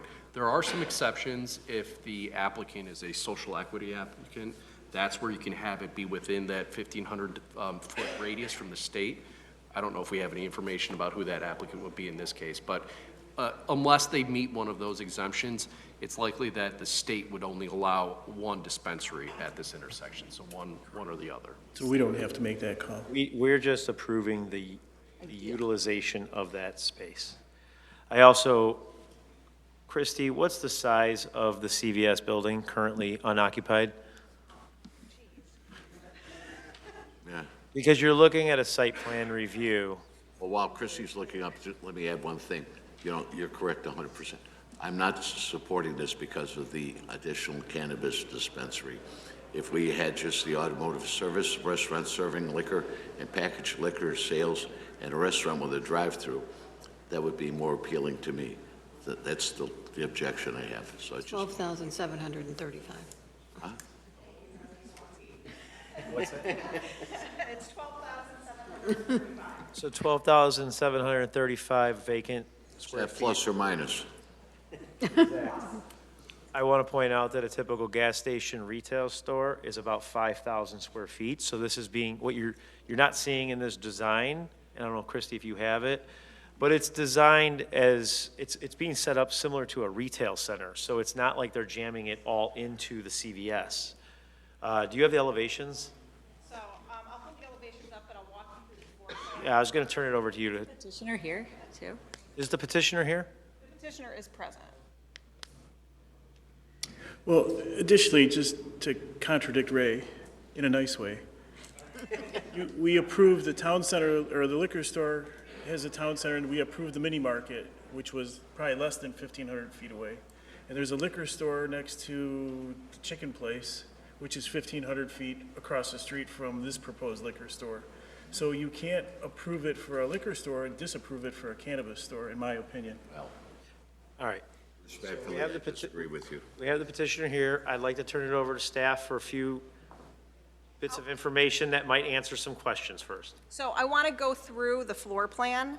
So there is the convenience store, which is part of the gas station facility. That's where they're proposing to have like the beer cave. That's the packaged liquor. There is not a liquor store. I heard that word. It's not a separate liquor store. It's just the gas station selling packaged liquor. Where are the pumps as part of this gas station? You zoom in. They're in the front. They'd be along Army Trail Road. Okay. Then there is going to be a quick service restaurant within that convenience store. They would be serving liquor and they would be having video gaming connected to within that convenience store. And then as a separate unit would be the cannabis dispensary in the middle of the building. And then the rear of the building would be a coffee shop that would have video gaming and a pickup window only. You would have to pre-order your drinks to utilize the drive-up window that CVS previously had. Due to stacking concerns, there is not room for adequate stacking to have a menu board, so all orders would have to be pickup only. For that, we are working with the petitioner to modify the curb line for that drive-through to make sure it can accommodate vehicles of all sizes. So that's similar to what Chipotle has on 59, correct, where you can't order at the drive-through? Correct. It's just the pickup. It's order on your phone, pick up and go. Okay. Correct. And can you access the dispensary from the gas station, from the quick pickup food service on the north side of your drawing, the top of your drawing there? No, it is 3 separate units, so it's only the quick service restaurant that's part of the convenience store. The dispensary is completely separated by a demising wall. So if we looked at this as a regular strip mall, they're just 3 separate entities, which would, in a strip mall situation, it would be 3 separate spaces, and whatever got approved for one space, whatever got approved for the other. This just happens to be one owner with 3 individual, are they 3 individual addresses? Are they three what? Individual addresses? Yes, they would each be addressed separately. The only thing is the VC license. The liquor license, that's not part of the zoning review. That's a separate item that the board would need to make a decision on in regards to that. The applicant, I'm sorry, what was your name? My name's Justin Rios. I'm with New Path Construction. I'm also the With who? New Path Construction, also a Bartlett resident and the architect on this job. Okay. So I have a question for you. We try to, video gaming, when you say it's a restaurant, I want to make sure it's a restaurant. So let's talk about the Lindy's gaming area and the restaurant that's within that facility. What type of restaurant do you envision that to be? So it will be a sit-down restaurant. Lindy's partners with many smaller companies as well as national brands. Their one in Southern Illinois currently has a Sbarro in it as well as a Starbucks in it. But it will also could be amenable to any sort of sit-down restaurant and not just a quick serve. This one will not have a drive-through at all, so everyone will have to come into the actual restaurant itself and sit down, order, and eat. Okay. Then there'll be a demising wall that'll separate the potential cannabis dispensary between the gas station and the cannabis store, correct? Correct. No gaming in the cannabis. Correct. See? Then there'll be another demising wall that will encompass a coffee shop, correct? Correct. And when you're putting a coffee shop in, I want to make sure the same rules apply. Is it a coffee shop that's primarily focused on coffee and pastries, or is it games and a couple percolators? No, this is a owner-operator that does more artisan-style baked goods, as well as specialty coffees and whatnot, and that's why they are requesting the liquor license. They do liquor coffees as well, and it's mostly kind of an order and sit in that area as well. And the pickup window by itself would be restricted to certain hours just because of the nature of the building where it sits and the unloading and loading of any goods that will have to happen for each individual tenant. There's another location you said? Yes, I don't specifically know. The owner of the property is a part owner of that one, but they have another location that actually doesn't have pickup itself or a drive-through, so this would kind of be the first time that they would be providing that service, and we were working with them on the operations to kind of figure out how that would work in terms of the technology for ordering, and we've talked with the village about how we would go about that in terms of making sure that we don't cause any sort of congestion at that Route 59 entrance, right there off of, it's at the south end. So they're still working through kind of like the programmatical ideas of how they would manage that, and that's one of the big kind of sticklers with that drive-through, and that's why we wanted to do pickup only. So the diner, the one on the bottom, that's not scrambled eggs and bacon, that's just baked goods? Correct. I like Mel's Drive-In. I like a nice omelet in the morning. Christy, did you have any concerns about the interior design and layout of this based off of what they've submitted? No. Okay. Can we go to the exterior site plan real quick, just to show the board where the dispensers are located in relation to Route 59 and Army Trail? So I'm going to use the landscape plan just because it's zoomed in a little bit better. So the gas pumps would be located parallel to Army Trail Road, so that some of the existing parking spaces will be removed. The petitioner is proposing to add additional parking within the front yard setback, so that is one of the variation requests. They're also adding some additional parking on the west side of the lot. The right in, right out on Army Trail Road will remain unchanged, as will the access point on Army Trail Road. If someone was wanting to make a left-hand turn onto Army Trail Road, they would be able to use the cross-access through the Bartlett Square Retail Center to use their easternmost access to make that left-hand turn movement. And that's a documented cross-access agreement? Correct. The CVS and Bartlett Square Retail Center were all approved together. Okay. So. Can't you only turn left or right there now? Out of this access point, the one further east allows you to make a left. Okay. Closer to Atlas Chicken.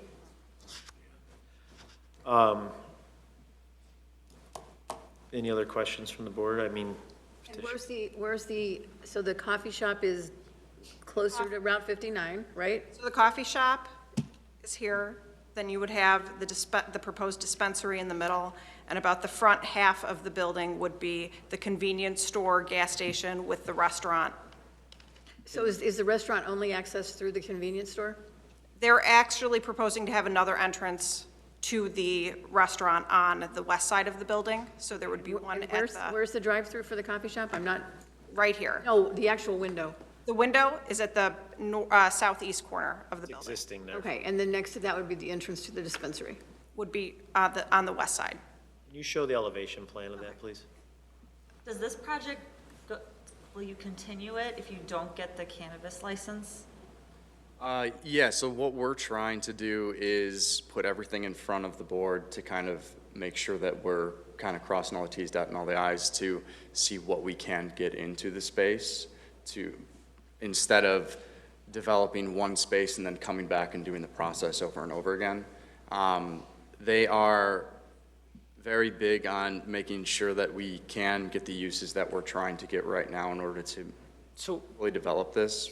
So let me ask you, with respect to that and to Trustee DEYNE's question, we just sent a cannabis dispensary to the board in the next couple weeks. Let's just say we approve this, something happens with that application. This being approved allows you to get that application into the state and approved. So they're only going, hypothetically, they're only going to have one applicant granted within that 1,500 feet. So I think we're only granting the use, we're not granting the license. We're giving them the option to put it in there. And I believe, based off the demographics of the area, we're only, how many feet from the previous good behavior? 500 feet? It's like 500 feet. Yeah, it's directly So, across the street. the same planning and zoning, the same notices would have to go out for that as well. But it is the same corridor. It's going to depend on who gets the license first from the state, is that correct? We have no control. It don't is, have any control again, of that. unless there's, I don't know if they're aware of if there's a social equity applicant or if there's another exemption that could allow potentially two to go there. We don't have control over that. Again, it's up to the state. So is that elevation on the top, what is that one? So that is what would be facing Route 59. So, let's see, I wish my cursor was a little better. There would still be an entrance right at that corner of the CVS, like the CVS entrance. That would remain the same. That's primarily the entrance for the convenience store or gas station. The next set of doors that you see, that accesses that quick service restaurant that's part of the convenience store as well. But if, for example, if it was a Sparrow's or something and someone was just going for that, they'd be able to access the unit through either of those two doors. The next set of doors would be for the dispensary, so that's the second official unit, and then the one which would be furthest south would be for the coffee shop. Okay, thank you. Any Other questions? No problem. Does reutilizing this building save you time or money? Yeah, I've been here for 30 years, and I've seen that CVS, be very busy and now dead for quite a while. And the owner-operator who is going around looking for areas to develop, he's done a lot of new construction, but lately we have been trying to find buildings of this size to develop into the use that we're trying to get out of it. And having been here, knowing that there's really no gas in between 64 and Stearns, this is a prime location for a gas station, and that's their primary focus. Thank you for being here, and we'll send this to the Planning and Zoning Commission to conduct a public hearing. Next and third item on our agenda is the 2026-03 Hawk Ridge Subdivision. After a concept plan review in 2025, the petitioner, Bridge Street Properties, submitted a full development application for a townhome development on 19 acres located on the west side of South Bartlett Road between Durwood Forest Subdivision and the railroad tracks. The concept plan included 50 two-story front-load townhomes and 50 three-story rear-load townhomes. The current proposal is for 98 front-load townhomes. Their request includes annexation, rezoning, an amendment to the future land use plan, a special use permit for planned unit development, a preliminary plat of subdivision, PUD, and a preliminary PUD plan. With that, Ms. Stone, do you have anything to add? I do want to bring up a couple comments that came up during the town hall in regard to this project. All the detention for the site currently sheet drains to the east. That is where they are proposing to put their detention. There is a significant change in grade on this property from west to east, so there will be a large detention area along South Bartlett Road. The far west side of the site is they're proposing a park. They're in contact with the park district to see if they're going to prefer a land or a cash donation. So those homes on Apple Tree would be backing up to open space. The petitioner is proposing about a 50-foot setback along that north property line. Some of the trees there will be removed because of where they're planning on putting the utilities. They are going above and beyond what our landscape ordinance requires for the buffering along that north property line. We're still working with them to make sure that that's beefed up. Our code, as well as the fire districts, allows one access point for 100 units or less. Otherwise, they would need a modification from our subdivision ordinance. They are at 98 units, so that's why there is only one required. The two subdivisions to the north did not provide a secondary access point. You'll notice that a lot of times when we bring subdivisions, we do have those stubs in there. Unfortunately, that wasn't done with those two subdivisions.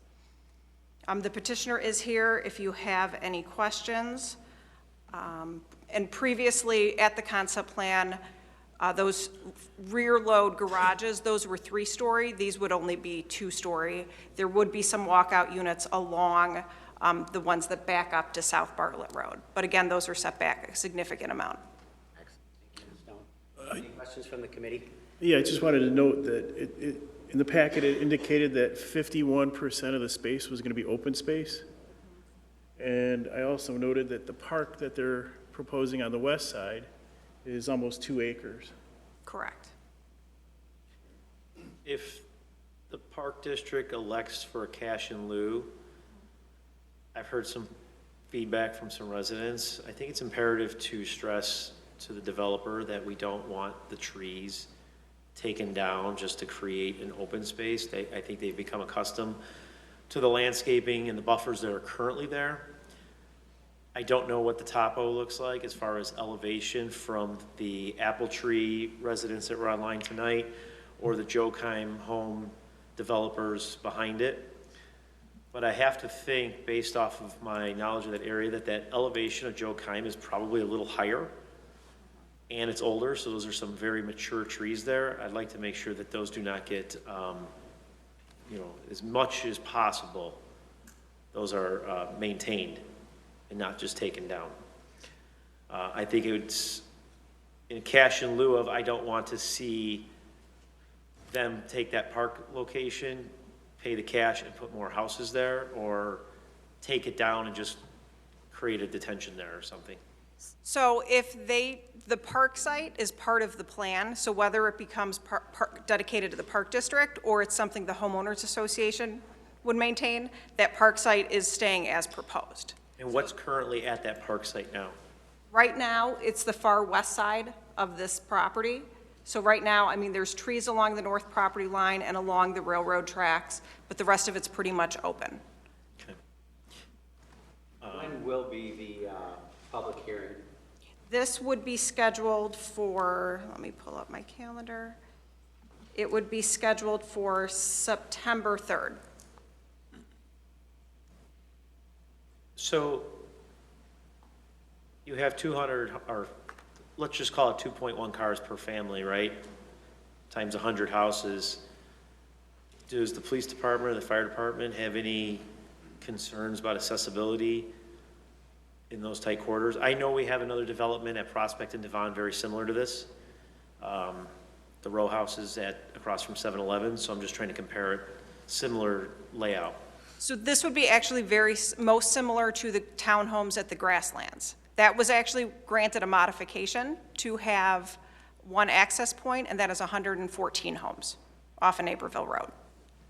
So these plans, they have been working with DuPage County because South Bartlett Road is under their jurisdiction. So they have made modifications to that access point to meet DuPage County's requirements. Is there like if someone comes to their house, is there street parking or extra parking? So they exceed our guest parking requirement. So our requirement is one guest space for every 3 unit. Okay. They've almost doubled that. Okay. So I envision the same problem that we're having over at North Avenue and Prospect. David Court, Joan Court, all the courts over there with the parking that we've been hearing about. I just want to make sure that we're not going to walk down that same path again. So we have talked at great length with the petitioner about the need for parking, and so they do have rooms in their driveways for parking. They kind of have a small parking lot near the park site that could be used for extra guest parking, because again, they're anticipating that that park site's going to be maintained by the homeowners association. We don't have a metro station over there for overflow. Yeah, I know. Any other? No, I'll reserve my comments for after the public hearing. But anyone else have any comments? All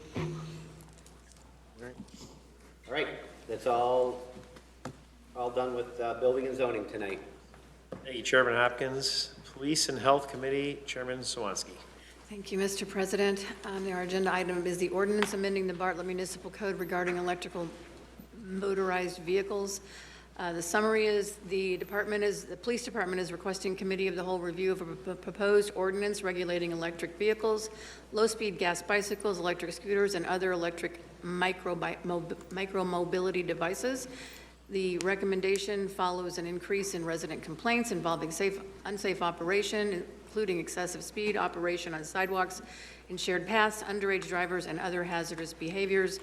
The General Assembly in Illinois passed Senate Bill 3484, which establishes uniform statewide regulations for these devices effective January 1st, 2027.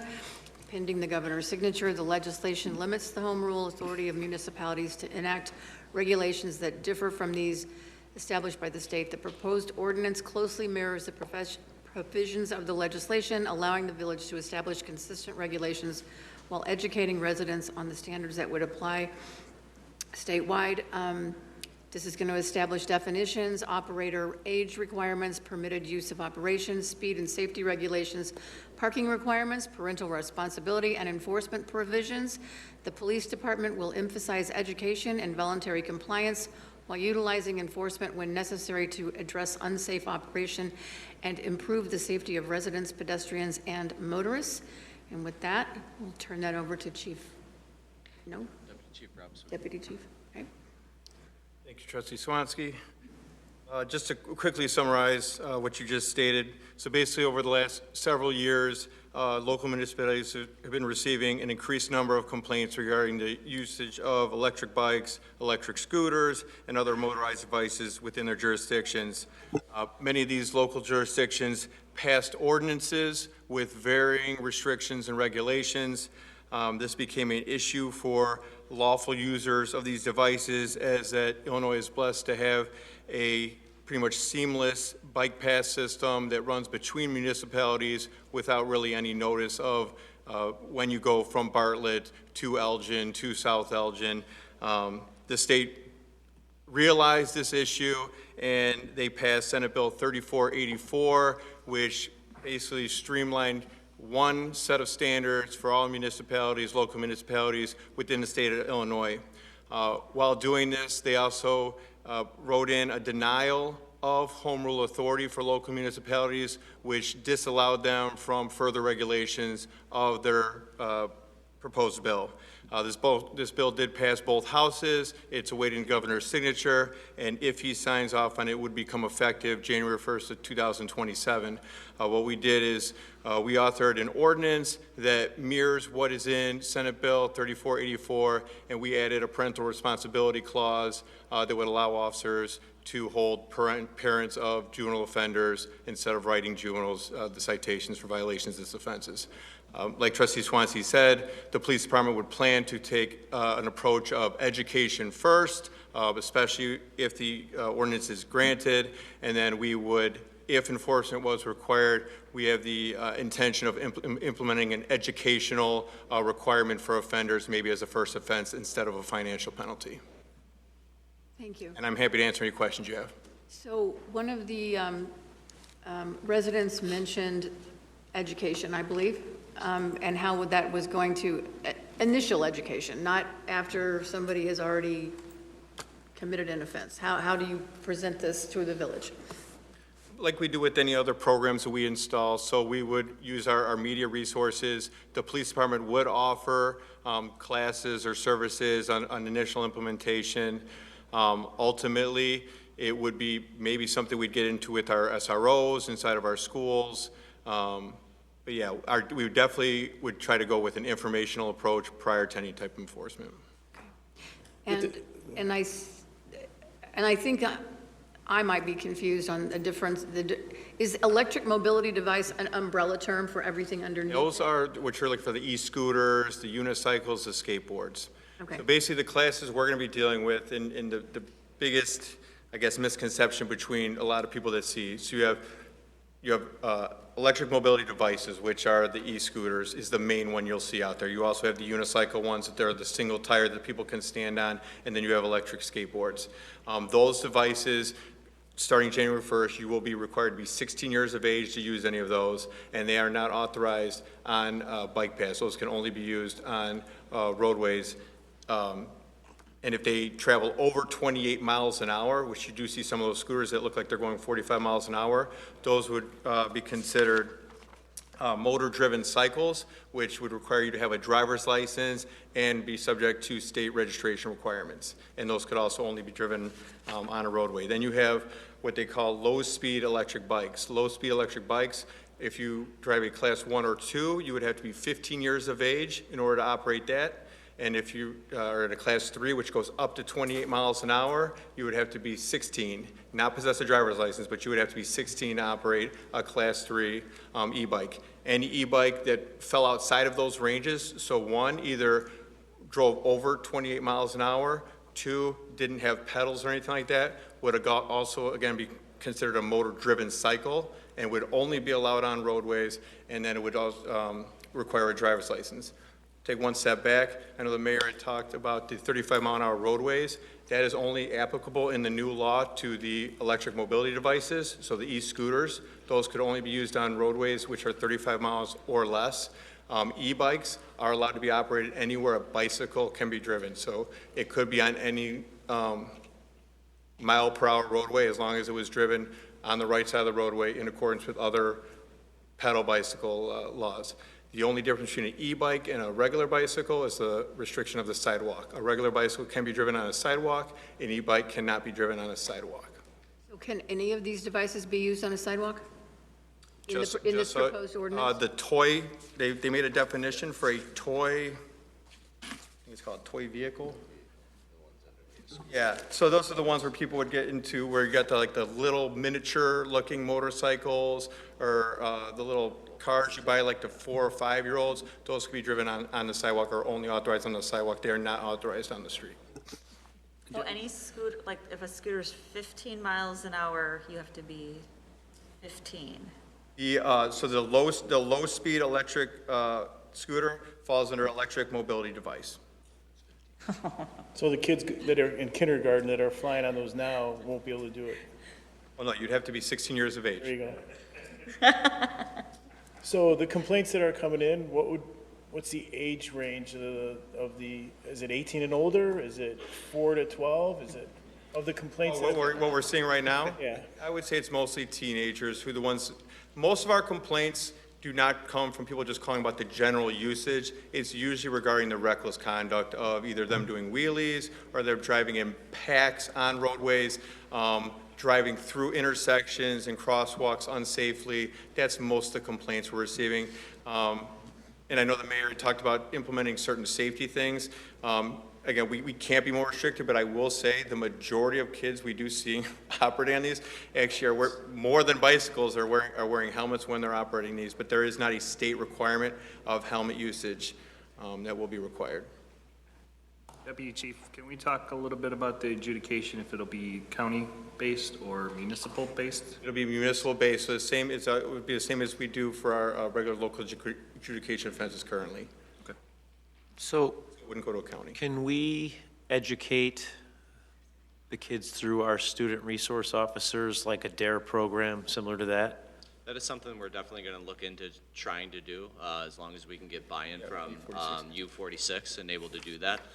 That will be a part of our process to, move forward at the beginning of this for that engagement portion. And Education. just to piggyback on what you said, it's 15, I have, would be no good. so 15 miles an hour, you have to be, how old? The e-mobility is 16 years old. Is that a state, is that the state? 28, that's going to be the That's state gonna be law the state. in the new Senate bill. So how do you know, like, what if someone's currently going like 18. 10 miles an hour? That is That's a the tricky part. exact question. So when we talked about different restrictions, so the thing that helps us with the e-bikes is they're supposed to be labeled with the type of e-bike they are, so they're restricted by class on how fast they could travel. So if we think they're traveling a certain speed and we look at it and they're a class 2, well, technically they should only be able to be traveling 20 miles an hour. But you're absolutely right. The ability to actually prove beyond a reasonable doubt that someone is traveling over 28 miles an hour, so 28 miles an hour is basically the cutoff for all bicycles, scooters, anything over that, now you fall under where you would need a license. And the vast majority in this ordinance is going to be handled within the recklessness of how they're operating those vehicles. So I think that allows us the teeth to kind of make those stops and do those enforcement actions. That's because I feel like all the, like, 13-year-olds that I know, theirs are probably like on the cusp, because it doesn't go very fast, Right. but I know it can go 15. Yeah, it's really the Adjust that. recklessness that I think, that we're trying to combat here, Yeah. I think what we don't want to discourage is kids going out. going out and Yeah. getting away from the TV and their Xbox and their devices, right? I actually find joy in seeing the amount of kids that are out riding them and having fun on them. So I don't want to come off as a board that is trying to take the fun away from it. We're not looking to write kids tickets. We're looking to educate them. I think 15 or 16 years old is little too heavy. I think that 14 to 13 range from a speed standpoint. But we wanted to be safe. So, I think this could eventually discourage kids from going out and, having good, friends and going to the parks and stuff. So I think it's I think it's something we can continue to discuss, but I think we have to educate them on safety. For our purposes, what we were trying to do is stick to the spirit of this law, and I think the goal of Alexi Janulius is to, really streamline this, so each municipality has the same statutes. So that if you're driving in Hanover and you enter into Bartlett, there's not different ordinances, and now you're getting stopped in Bartlett for something, when you live in Hanover and you're just traveling along the pathways. They really want to make it the same for every municipality, which is why we wanted to uphold the state statute as it is written, and then create the parental responsibility, so we're not having to chase down and fine and enforce. Setting our own residents up, teenagers. because what would be okay in Bartlett if we did reduce the age to 14, so we'd have a bunch of people that were 14 riding in Bartlett, and if they traveled into Hanover Park or Carroll Stream or anywhere else that was following the state law, they would be in violation. And so it would be very common for me to think if an SRO is telling them 14 is good, and then they're getting a ticket or stopped in another town, it would be, well, Bartlett told me 14. Right. And anywhere else, they wouldn't be good. I think it's really good. I would almost think it'd be good, how would you do the checks for the car seats? Almost like have a day where people can bring what they have or check with you, because like my son was asking for something new and I'm like, no, not now, not until I. All about community know events, so exactly. we could definitely come up with some. So when I was a kid growing up, we took the Huffy in and we got a sticker from the village. We do something like that, and then that way you can register the data, or is that? You only had a Huffy? Not a Well, I had a mongoose when I got older. But I think as we explore those options, I think the ordinance as it's in place is great. You know, what we do, you know, leading up to that, the procedural wise and what we do through adjudication are kind of two separate issues. You know, I think we can do a lot to ensure, you know, people are utilizing the right e-bikes and micromobility bikes. And we can do a lot to, you know, make sure that there's training on the adjudication portion of it or finding portion of it. So I think, you know, that, you know, I want to stay, you know, focused on what we're doing, you know, with the ordinance and then create a procedure on the back end and on the front end that, you know, kind of meets that ordinance. Can equitable funds be used to teach the classes? Or is that Well, right now, I think we can probably coordinate with IT, you know, to do that free of charge with the systems that we currently have to kind of teach those classes and put those online. I think you'll need a big push around Christmas so people aren't buying it. Yep. You read my mind. I thought we have to have one of those workshops like right Yeah. a new bike, there's some new rules. What I don't want is a bunch of 13, 12-year-olds sitting in front of an adjudication officer here in Village Hall and, you know, not knowing what the rules were. So I think it has to be an educational campaign Totally agree. that starts now and get the feedback. There are a lot of safe riders. To the town hall, the lady that spoke at town hall, you know, there are some abusers, right? The gas engines that are going through the parks, you know, and with a gas motor, you can increase that speed, you know, to the engine's capacity. So I think those are just motorized bikes that need to be restricted on those areas, gas powered. And I think the education campaign has to be put out fairly quickly and aggressively. And I think working with U46 is a huge part of that. So. Maybe Kurt can answer this, but gas-powered bicycles are authorized in the state, so I don't know if restricting them would be in violation of what. Yeah, we couldn't prohibit them, but Can we prohibit them in certain areas? We can, as long as the state law prohibits them, they're not allowed on sidewalks and things like that, so we can prohibit them there, but they're, the way the legislation's written, again, if it's signed, we basically have our power taken away to do anything different than what the state has said. So we're gonna have to be stuck with what the state law says for the gas-powered bicycles. Okay. All right. So we'll pass this on to the board for a vote. Any other questions? Everybody good with that? Okay. Thank you, guys. Other questions? All right. Our next item agenda is a resolution waiving bids and approving the master services agreement in order form between the Village of Bartlett and Flock Group, Inc. This resolution waiving advertising for bids and approving the master services agreement and order form between the Village of Bartlett and Flock. Some key terms of the contract: the village retains ownership of its data, with Flock's limited use providing and improving its services. Both the village and Flock are obligated to exercise reasonable care in holding confidential information in confidence, with limited exceptions for party consent when legally required and when there's a risk of harm. Confidential information is returned or destroyed upon termination.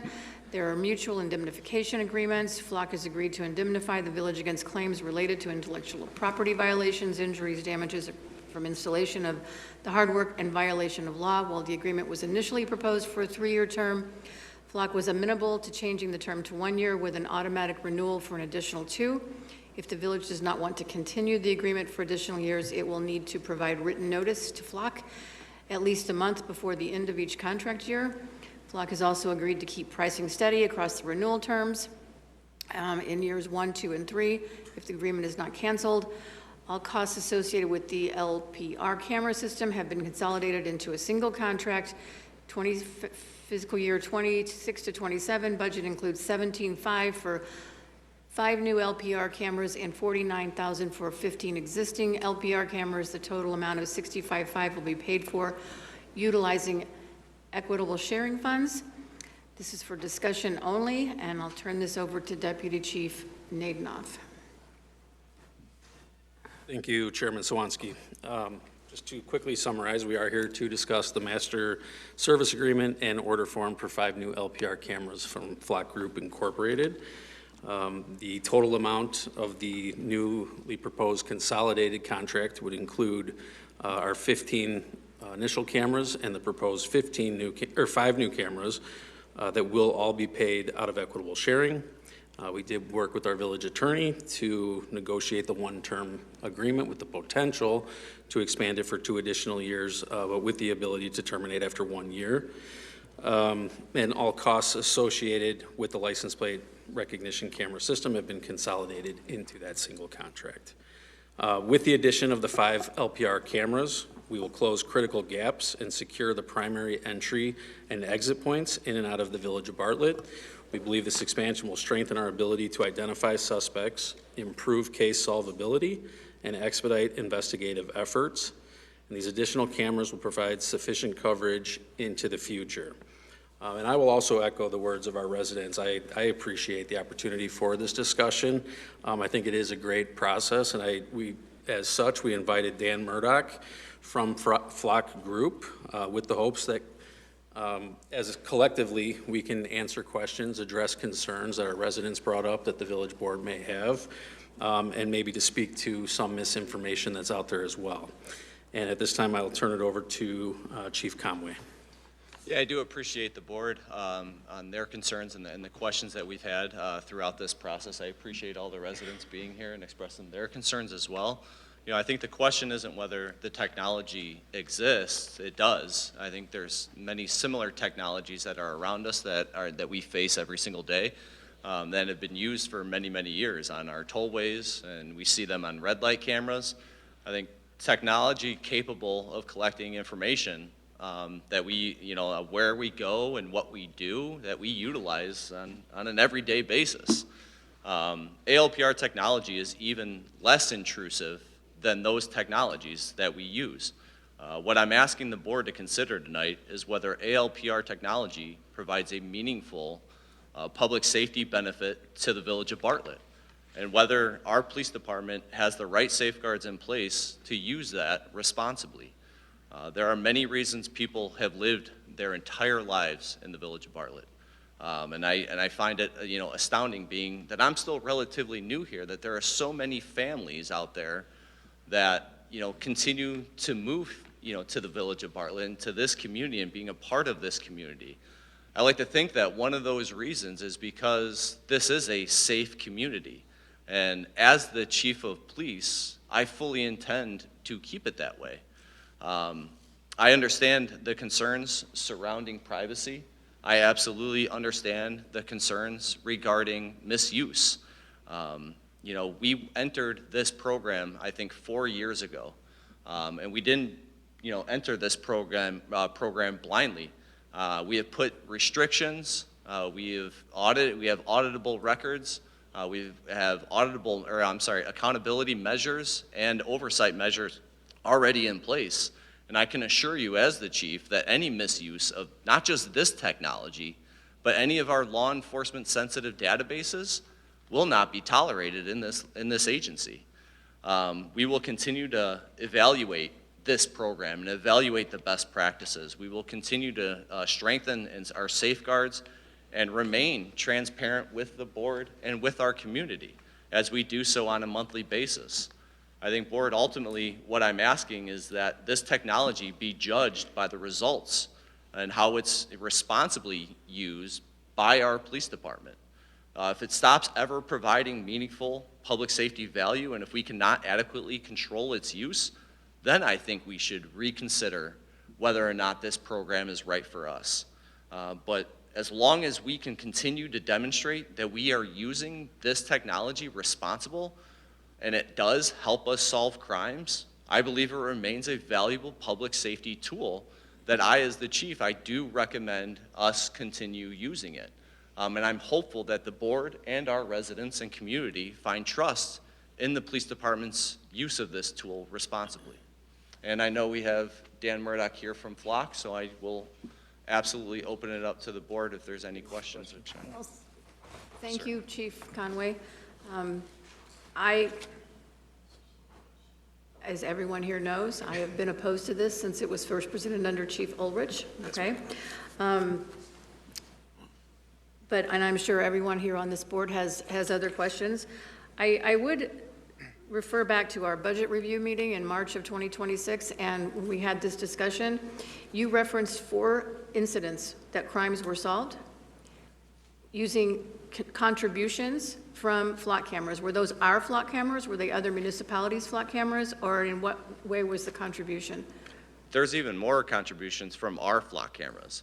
Just the other day, I think we just did an Employee of the Month this past night where there was an aggravated assault that flock cameras helped solve, where we were able to collect that vehicle's information and charge that individual with aggravated assault. These are occurrences that happen on a daily basis, and whether it's as small as a hit and run crime, which are now easily solvable, whether they're the shots fired call that we've handled just a few months ago. Those are crimes that we're solving with the usage of our cameras. We do not allow nationwide searches, and nor do we allow statewide searches. All of those have to be approved by our administration. Okay, well, I'll turn it over to other people to speak. I do have several questions about the agreement, but let's have other questions first. Well, you want Dan Murdoch to address the questions that were asked at the town hall first. Yeah, let's do that. Maybe we start with that, because Chief, real quick, about how many crimes could you say that have been solved with these cameras? Well, I do want, we use, to kind of, I can pull it up right now. So to give it some substance, for crimes against persons, we're using this to date, this year to date, we've used it 357 times. For crimes against property, we've used it 604 times. So, you can tell that's just year to date, from January 1 to today. Without these cameras, these incidents would remain unsolved. These would, not There's a necessarily chance. unsolved, the There's a chance. timeliness that it would take to effectively and efficiently solve these crimes would be months, if not ever, without these cameras. With these cameras, we're shortening that efficiency down to where it could be days or weeks. And I'm talking those were months, or if at all. Has there been any breach of personal information being released? I'll leave that to Dan Murdoch. The answer to that is no. Flock has never had a cloud-related breach of our security. What's your title with Flock? My title, I'm basically the regional sales rep. My official title is a principal account manager, but I'm a sales rep. Like I said, my name's Dan Murdoch. I've been in Flock since 2020. Flock is a company, it's been in business about 9 years. When I joined Flock, there were about 70 employees at Flock, and a handful of communities in Illinois were currently utilizing Flock. At the time, if you kind of remember 2020, that was when crime was actually on the rise, specifically in Chicago, or in Illinois, and specifically in Cook County. Flock brought a new technology, or not a new technology, but an ability for more departments to utilize that technology than previously been available. And Flock was adopted by more than 400 law enforcement agencies in the state of Illinois, and more than 100 in Cook County alone. Starting in 2001, across the country, we have seen crime rates drop pretty significantly. Auto theft is down 50%, homicides down 41%. Clearance rates on all these crimes are through the roof. And if you speak to law enforcement in general, one of the main drivers of that is the ability to use license plate readers to identify vehicles in and around crimes, how they got there, how they left. And that's really the technology that we've kind of bear. In the state of Illinois, out of our over 400 law enforcement agencies, there's only been 3 agencies that has ever decided to leave or get rid of LPRs once they've been installed, largely because of their effectiveness and our ability to allow the clients to make decisions on their behalf on who has access to the data. It's not a Flock decision. Your law enforcement agency makes that decision. I have a quick question. Oh, yeah, go on. When you're saying, I guess I'm struggling with saying how you attribute that crime went down? Because to me, it seems like the crime already happened once these are activated, like once they're searching. So how do you get that to say crime went down? Or are you just saying blanket, crime has gone down? Maybe this is a... So there are a couple reasons. One, police are now able to solve crime more effectively, and people who commit crimes, they tend to commit more crimes. So when they solve the crime, that stops the next event from happening. There's also a deterrence factor. When criminals feel like they are going to get caught committing that crime, they're much less likely to commit that crime. So those two in congruity, along with other things happening in society, like it's certainly not just Flock, but I would say it is a contributing factor to what we've seen in crime rates in Illinois, in Cook County, and nationally. And would you say over time, like Flock has gotten better? Or like, have you always had, has it always been like, like the software has been great the entire time? I would say that so historically, the way that license plate readers worked before Flock was they basically recorded 24/7, and they went into a server, normally on site, that stored that data forever. Flock's big innovation was two things. One, they could be solar powered, and two, they were motion capture. So anytime something goes by it, it takes a picture of the rear of the vehicle. And then it has the license plate, make, color, type of vehicle. That is all that is searchable. We do not have personal information. We do not collect biometric information, anything along those lines. And then we also brought data retention to the forefront. Every capture stored on CJIS certified Amazon web servers for 30 days. During that 30-day time period, your law enforcement agency or an agency that they have specifically vetted and agreed to share with can search that data. After 30 days, if that is not part of an active investigation and saved to evidence retention, that is purged, and that is gone. So there is no forever database. And like I said, I've been with Flock for 6 years. Like when I started with Flock, there was maybe 70 employees at the company. There's now about 1,800. So the company's grown a lot. We have made mistakes, absolutely. We've also done a lot of really great things. But I mean, no company doesn't make mistakes over that type of time period. Well, I think last year was a pretty big mistake, though. Yeah. Well, I would say like in 22, 23, 24, Flock made a major mistake of not going to the public and explaining exactly how the technology works. We basically were in our law enforcement vertical. We were not doing any social media. We weren't doing really a lot of education of the public that we should have done about how the cameras work, what they do, what they don't do. It allowed a vacuum for misinformation to basically be kind of pumped into the social media space. And we're paying the price for it, honestly. We did a bad job of educating the public officials even as well. That is something that we should have done a much better job of. And it's my understanding that, I think, you know, Trustee Gansey, what you're referring to is the supposed data breach that occurred with certain information that was released. That wasn't necessarily, that was not from Flock. Oh, no.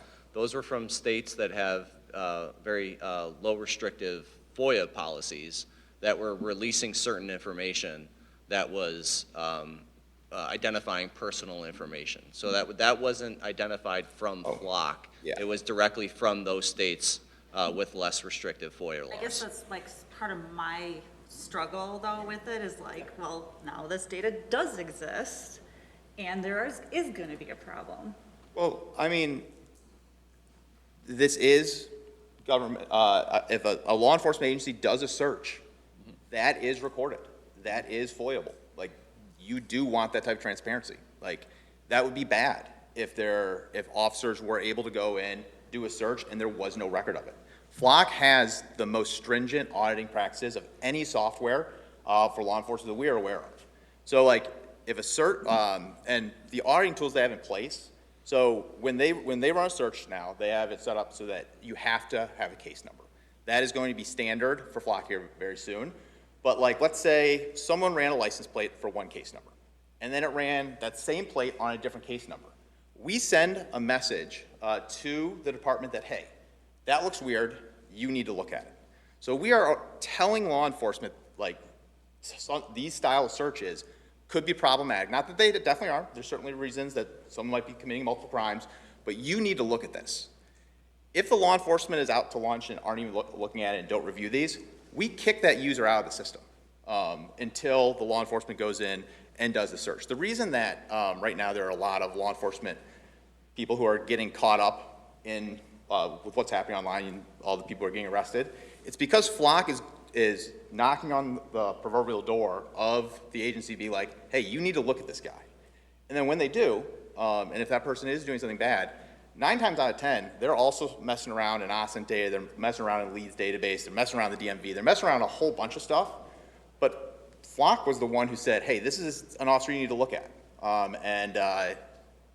That's kind of the, and again, it goes kind of back to, we did a really bad job of messaging, but we really think that we are helping kind of clean up a lot of the bad actions that are happening right now.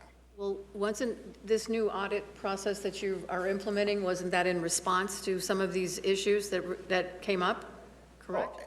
I mean, there's probably not 5 politicians in America more responsible for a lot of these new processes than Janulius. Like, his office had a bunch of things that he felt that really need to be addressed, that, again, Flock's not the oldest company in the world, and yeah, these steps were in a lot of ways taken to address some of these concerns. So like with the immigration, so first of all, Flock has never taken a cent from ICE, from DHS, from Homeland Security, never taken a cent from any of those. We're actually the only major law enforcement or a major LPR vendor that doesn't have an active contract with ICE.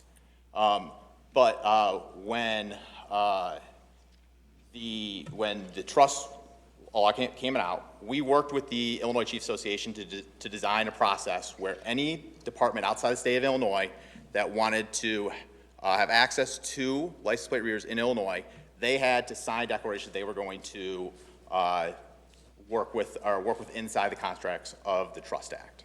When this was first presented to us, we were assured that this was all safe at that time.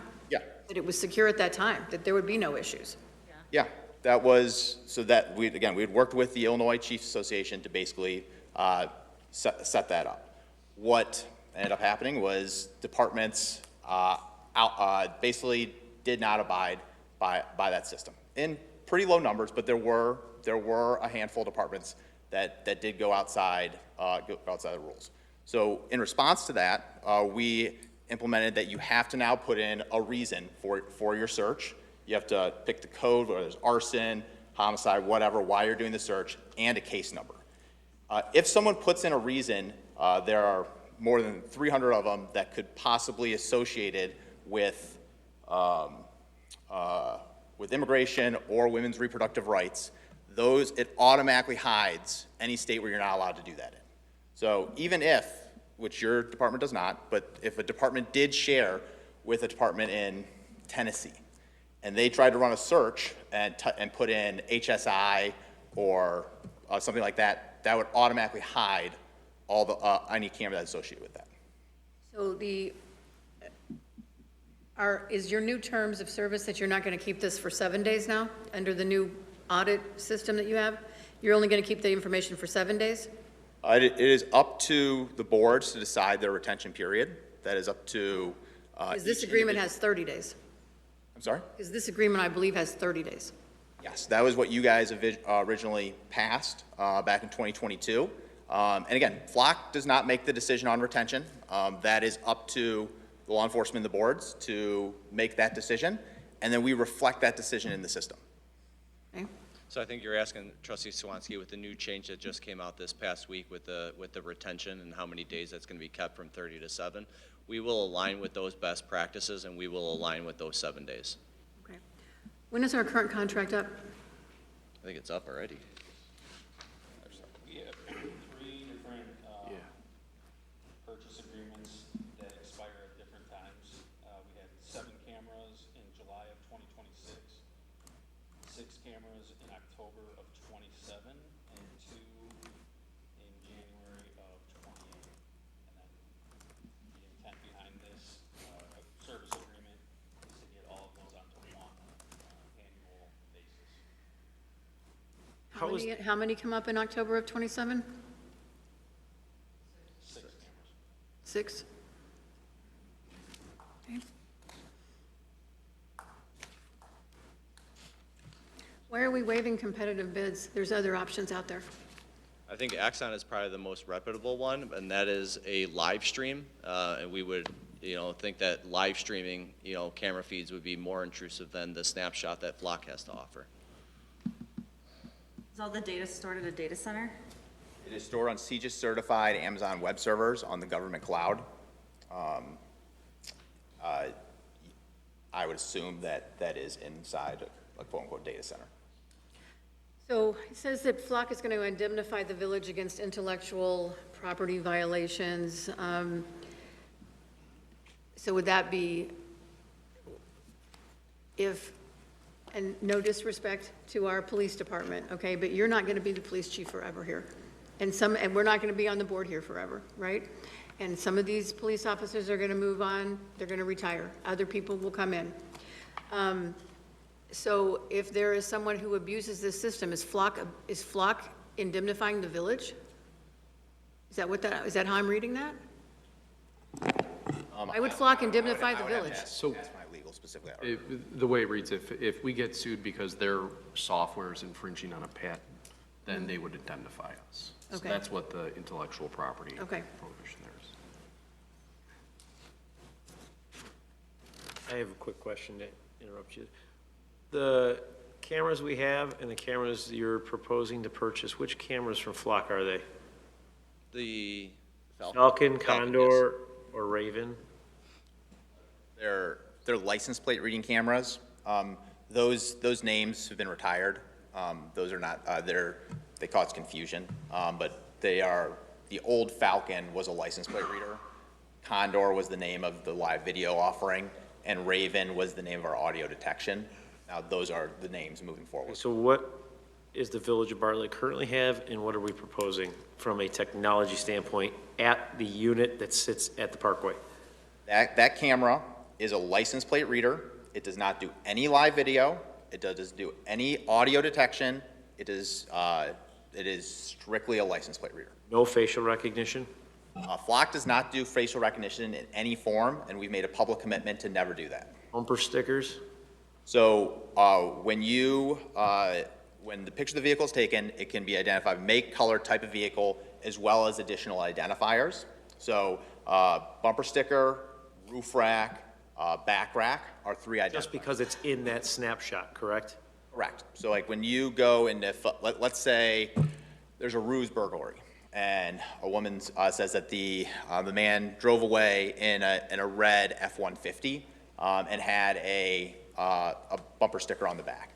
Your department can go back to the cameras and in that time period search for any red Ford trucks with a bumper sticker or one of these identifiers, and then it will return vehicles that are in that group. So and then from there they have additional places that they can go and continue that investigation, and that generates the leads that starts the process. I think one thing that's really important to clarify is, and again, there's a lot of stuff going around online, so I just want to make sure that it's, so like if they're not able, law enforcement not able to go and like, show me Jennifer Palmer's car. That's not how it works. Like you can't take a person and then like go like search for them. Like that's, you are able to search by descriptions of vehicles, or if you have an entire license plate that you are looking for that license plate, you can put that in, and again, it has to be associated to a case with a reason and the type of crime it's associated with, which are all auditable back. Partial license plate? Yes, if you have a part of a license plate, you can. So what is the penalty if somebody within a police department looks up something without a case number? It could be up to misconduct, that's up to us, and those could be fireable offenses, depending on the situation and what they're utilizing. Okay. Their settings are, though, if you do not put in a case number, you cannot let run a you. search. Yep. So the setting, so you have already put, prior to this, safeguards in place for that particular breach? Yes, yes. You have to have a case number, and we are auditing our cases and our usage on a monthly basis. Okay. I have another question regarding it. we have 15 locations currently selected. How do you define the locations within the village for the 15 we have, as well as the additional 15 you're proposing? So the additional 5, basically we look at, there's a couple different things that we have to do. One, we're looking at covering main entry exit points that cover the village of Bartlett.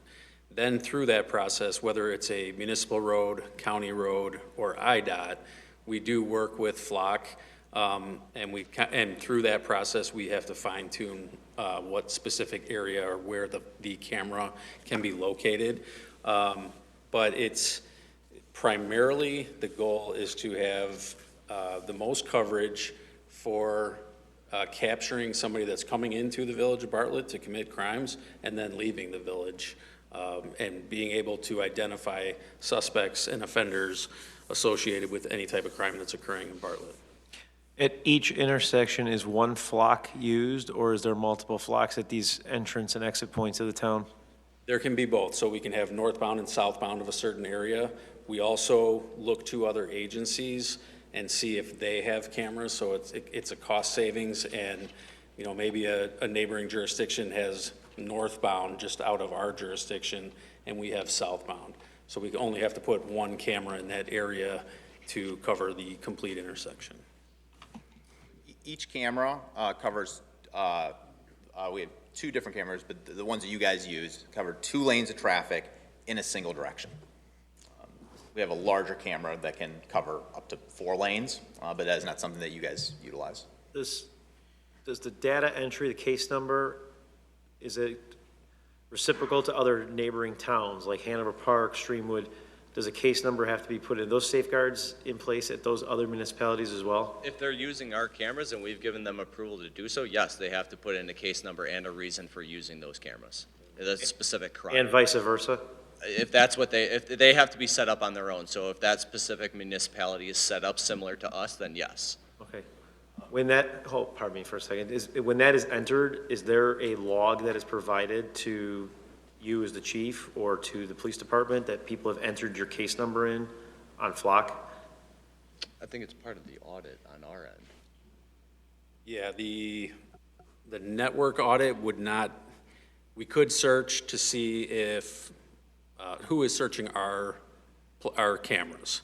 So that's part of the network audit, and then we can look to see the reason for the search. Okay. One of those steps that we've taken is that it's strictly Illinois. So because of that, they are signing off saying all searches are applicable to Illinois law.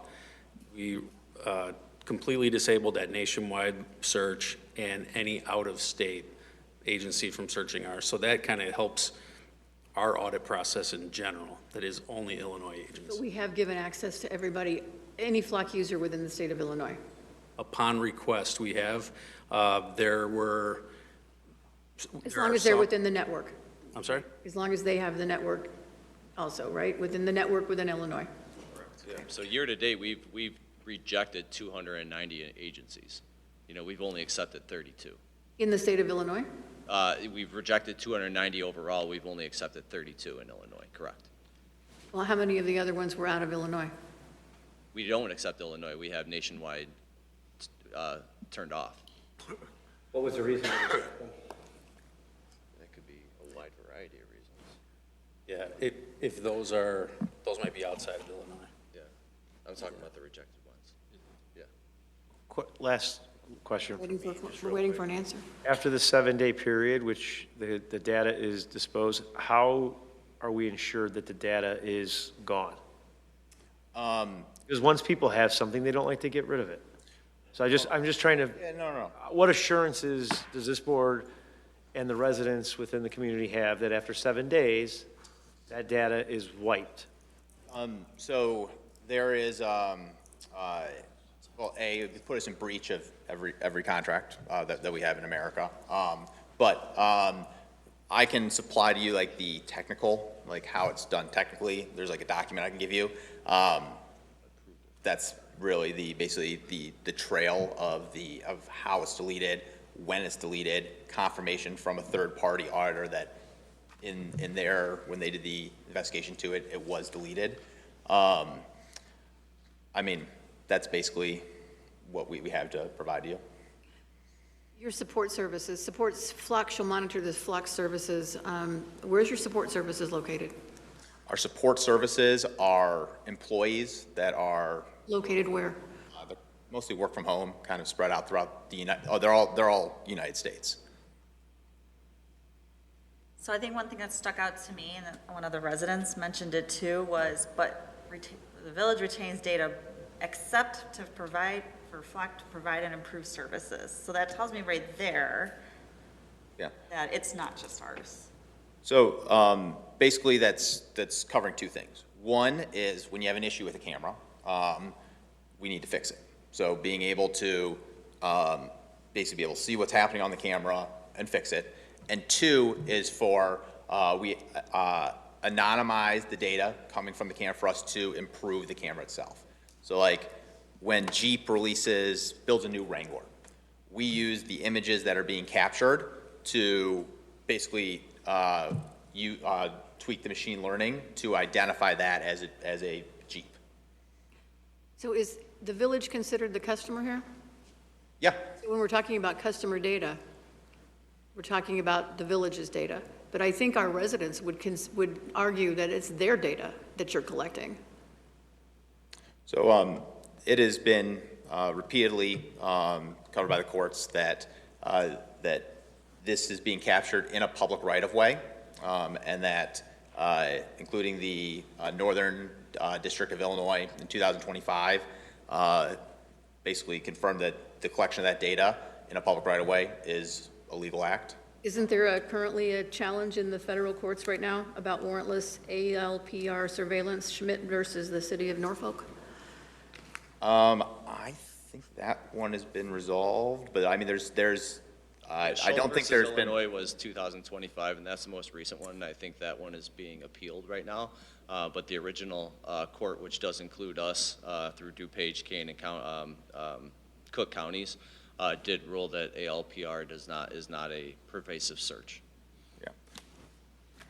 If someone vandalizes one of the cameras, That's who's a Flock. responsible? Flock is.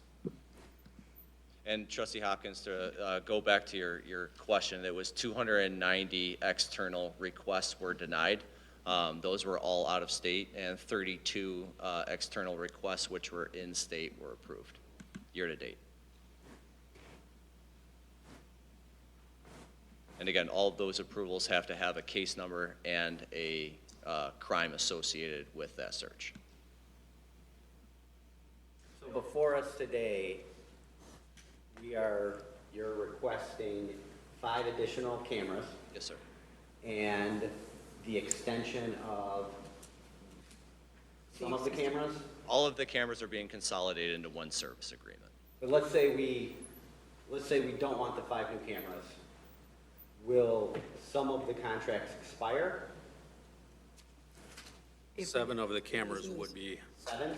correct. So that would leave us with how many cameras? 8. My understanding was we had to give them 30 days' notice to cancel this contract. So the one that just expired in July, if we didn't give them notice, aren't we just still going forward with this one? Well, we were in negotiations with the legal, but your original contract that would have had an auto renew to it, we would automatically renew it as part of the original agreement. Because we're going through this consolidation conversation, we didn't take that action because it was clear that you guys were going through a process, and it's taken a little longer, I think we all originally thought. They originally planned to have this conversation before that one expired. Okay. Taxes in the agreement. Customer is responsible for all taxes, levies, and duties, excluding taxes based on Flock's net income. Explain this to me, please. So that's pretty standard contractual language. We wouldn't be liable for any taxes since we're a tax exempt entity. Okay. And supplemental cost to this, if trees need to be trimmed, something like that, that's not, or actual putting up, installing and removing these cameras, who pays for that? Is that part of this agreement that we're here, or is that extra? Nope. Tree trimming is the city's responsibility. We're not going to touch your infrastructure, your trees or anything like that. But we are responsible for installing, If you guys decide to end the contract, we'd be responsible for pulling the cameras out. That's all in there as part of the agreement. And the cost to store this data? That's all included. Yeah, so the goal is for it not to look like a cable bill. Like there is a flat per camera annual cost, and then it's all basically rolled in. And if we decided to just pull everything, no more cameras, what's the liability to the village? I don't think there's any liability to the village. Like we would, if you, like, we're a vendor of yours, you don't want to use us anymore, completely understand. We'll come pick up the cameras, and basically kind of be on the way. You guys are under contract for some of those cameras for a little bit more time. I don't think there's any, basically we aren't going to hand you money back for stuff you've already paid us, but yeah, we'll come pick up the cameras. I have a question for you. Private businesses, can they purchase your flock? Yeah, How absolutely. do they get the data? So the entity that purchased the camera, they have access to that camera. Use Menards Yeah. as an example. I'll use Lowe's because Lowe's is a customer flock. I don't think Menards is. So Lowe's buys a camera. They have the ability to access cameras that they have specifically purchased. They do not have any ability to have cameras shared with them from other third parties. So their network is just their network. They're also not hooked into the NCIC or LEADS database, which are law enforcement databases. So Lowe's does not get an alert when a stolen vehicle comes into their parking, or a vehicle that's wanted for retail theft comes in their parking lot. They do not get an alert for that. Your law enforcement can, though. So the reason that these businesses put up cameras is because when there is retail theft or things like that, it alerts law enforcement, or it also provides the lead for them to solve that crime. I own a chain of car washes, and LPR technology is the point of sale. It's very strict on the rules and regulations that I have to sign for the data. I don't have access to the data. It's done through the processing company. But it's a smaller company. That's what they do. They take the license plate, they associate it with the name, they associate that with a billing, credit card, whatever. I was curious as to the, private entities buying flock and how if the police department could would they be able to go to Lowe's and get that, or is it separate? Because the police department in my locations, and I've had many crimes, they've never asked me for my LPR data, nor would I have the ability to give it to them. Yeah. So that LPR that you're kind of dealing with, that has personal information in there. It sounds like there's billing information. There's a lot more being collected and being tied together than what we're talking about right now. If Lowe's wants to share with law enforcement, they can choose to, so that your department could access cameras at your Lowe's. I'm not naive to data, okay? My biggest concern is that the data is destroyed in 7 days. 8,805 data centers going up in the country right now. Every single time you walk out of your house and pass your neighbor's house and get caught on their Ring camera, there's facial recognition. Nest has the same product. PlayStation, Xbox, every red light camera, every speed camera, every drone you see, every computer that you purchase, every highway, every tollway, every parking garage has some sort of surveillance that recognizes you. Might not be exactly what Phlox is. Could be facial recognition. There's plenty of that everywhere. The most important one that I look at, your cell phone. Buy a new cell phone, a Samsung or iPhone. Have you ever read the disclaimers that you're clicking yes, yes, yes, yes, yes? They own everything and every piece of data that you say yes to, and you don't even know you're saying it. So I'm not naive to the fact that this data is being stored somewhere. I think it's in our best interest as a board to make sure that we can ensure that the data that Flock, if we extend this, if Flock is destroying that data, or the police department is destroying that data after 7 days, right? You, as the police department, can only control Flock. Everybody else has to deal with this. And there's a lot of it. You can't go down the street without being on a camera or some sort of You can surveillance. leave this at home. keep it at home, And put it, also, then it's redundant. Why do we need both? so, I have a question about in the MSR, we have you have a perpetual license to disclose customer data for the sole purpose of providing flock services. So I think that stuff you talked about when it's learning about what a new Jeep looks like, that's data that obviously you have to keep.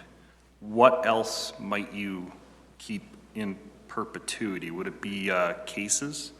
No, And it is not. So I would also kind of push back on the systems learning. Like this is not large language model. This is not, that's not what this is. Like it's not like putting into the system and the system is reasoning to think that that's not what happening. Literally it is humans looking at pictures and saying, this is what this is. This is what this is like. So there's no computer thinking for itself here. But that is what that is addressing, is that we have the ability to randomly select images to work on. Okay. And what about cases? Those are tracked? Those would be in audit 7 logs. days? Those would be in audit logs. So I wouldn't use the word tracking. There's every keystroke, every search is in an audit log. So you can go back, or someone, if someone does a FOIA. I think there was brought up earlier, there are websites out there that have FOIA'd hundreds of police departments and created these databases which show the historical logs of police departments and what they have searched. They're legally using the FOIA system to get data that Flock has put in the system, because we think there needs to be transparency and you can't hide what you're doing. But you can go in there and see kind of all that information. Okay. So I'm looking at a letter here, it's close to the end of this packet. Saying, to whom it may concern, this letter serves as a formal authorization for Flock, including its employees, agents, and authorized representatives, to act on behalf of the Bartlett PD in all matters permitting approvals and associated submissions required by applicable jurisdictions. Flock is authorized to prepare, submit, manage permit applications, supporting documents, including but not limited to site plans, engineering documents, traffic control. The authorization includes permission to submit permit applications, communicate directly with jurisdictional authorities, agencies, and reviewers, respond to comments, requests for information, and required revisions, receive correspondence status updates, and official determinations relating to such applications. What are we ceding? What exactly are we ceding to Flock here? You're authorizing us to do your permitting. Like, so IDOT, Cook County, they require permits to put cameras in their right-of-ways. Flock is actually the only camera vendor in Illinois currently following IDOT's guidelines for license plate readers and live video, as well as Cook County's guidelines, that we handle that whole permitting process. It's extensive. It can take a long time, and we have a whole team that does the permitting.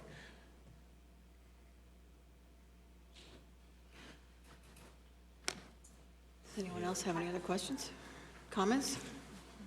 I was just gonna say that I feel like our residents, just to point out, like came out tonight and no one said they distrust the police department that we have, that they trust them. I think the problem lies with the company. Yeah. And even the ACLU has come out and said, get rid of these. Everyone should be getting rid of these. And I think the problem is too I still don't feel comfortable that data is going to be destroyed from a company backed by venture capitalists and an operational model that's going to be like, what's up, what else, what's more, what's next? I mean, again, we were the first company in the LPR space to bring retention into the LPR market, and we saw that as a benefit, not as a detraction. Like, that has been part of the business model since inception. And so I understand that why you have that distrust, honestly. I mean, I work for a company that's venture capital backed. I distrust other companies that are venture capital. Like, it's just, I understand that gut reaction. And as I mentioned earlier, we did a very poor job of educating the public and public officials of exactly how the stuff worked, why it worked the way it did, why the business operates the way it did. In the last couple of months, there has been a very concerted online effort that was financially backed to spread misinformation online about Flock specifically. And that has unfortunately really metastasized into basically people feeding misinformation into the public discourse. And we are trying very hard to right that. We are trying to get more of how we operate into the public. We have made changes because honestly, the first 5.5 years I worked at Flock, we were just getting positive feedback from cities that were seeing drops in crime and police departments that liked our technology. And I would say that as someone who's, like I said, I bet there aren't 25 people who've worked at Flock longer than I am. I'm very surprised at what has happened over the last six months, and we are definitely trying to scramble and rebuild that trust. Well, excuse me, it didn't help that your CEO referred to DFLOC organization as a terrorist organization. He very much regrets that comment. I can promise you that. I can tell you that he wishes he did not say that. And He did say it. No, I know he said it. He very much regrets saying that.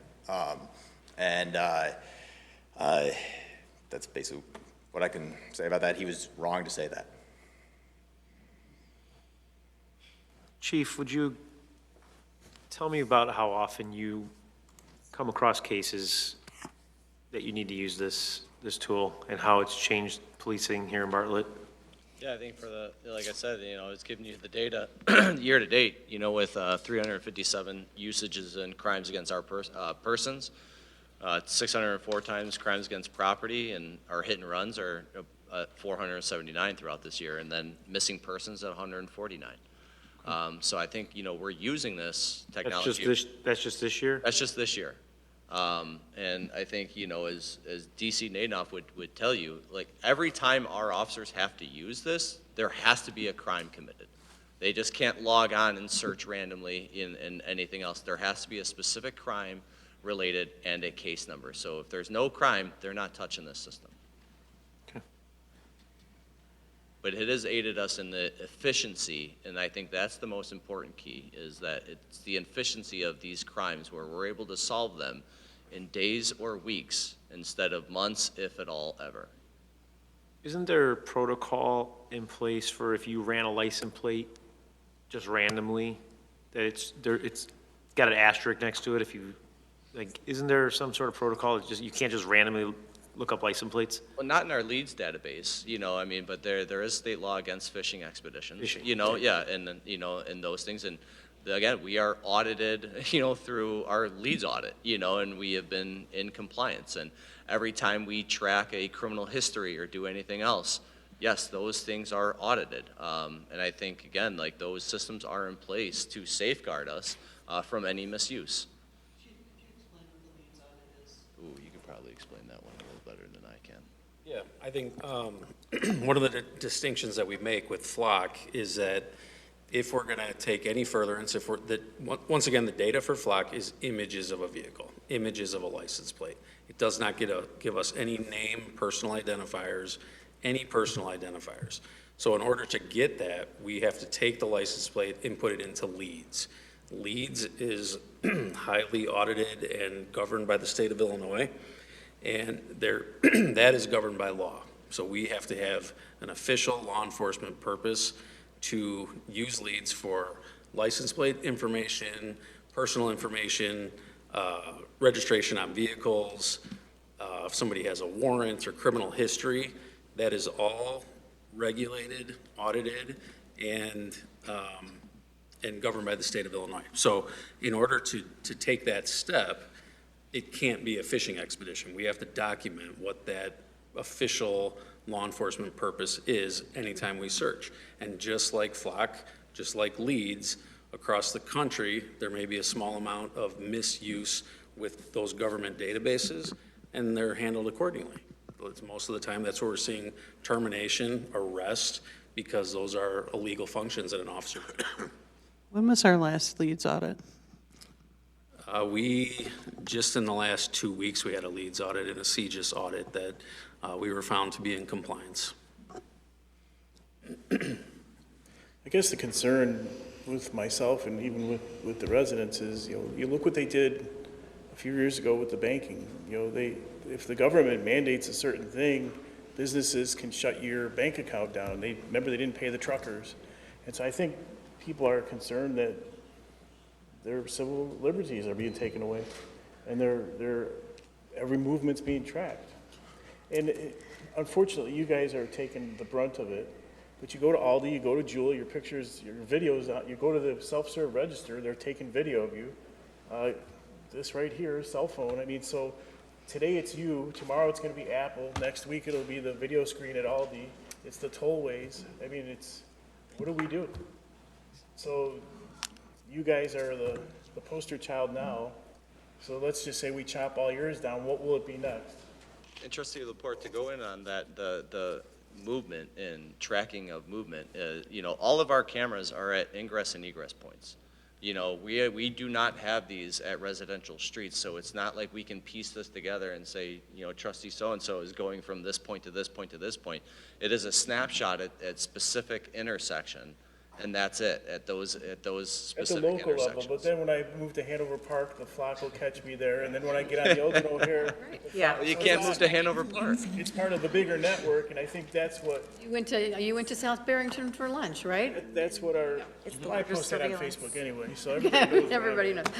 But the point is it's not the local entity, it's the entity as a whole where they can track you. I think that's what concerns everybody.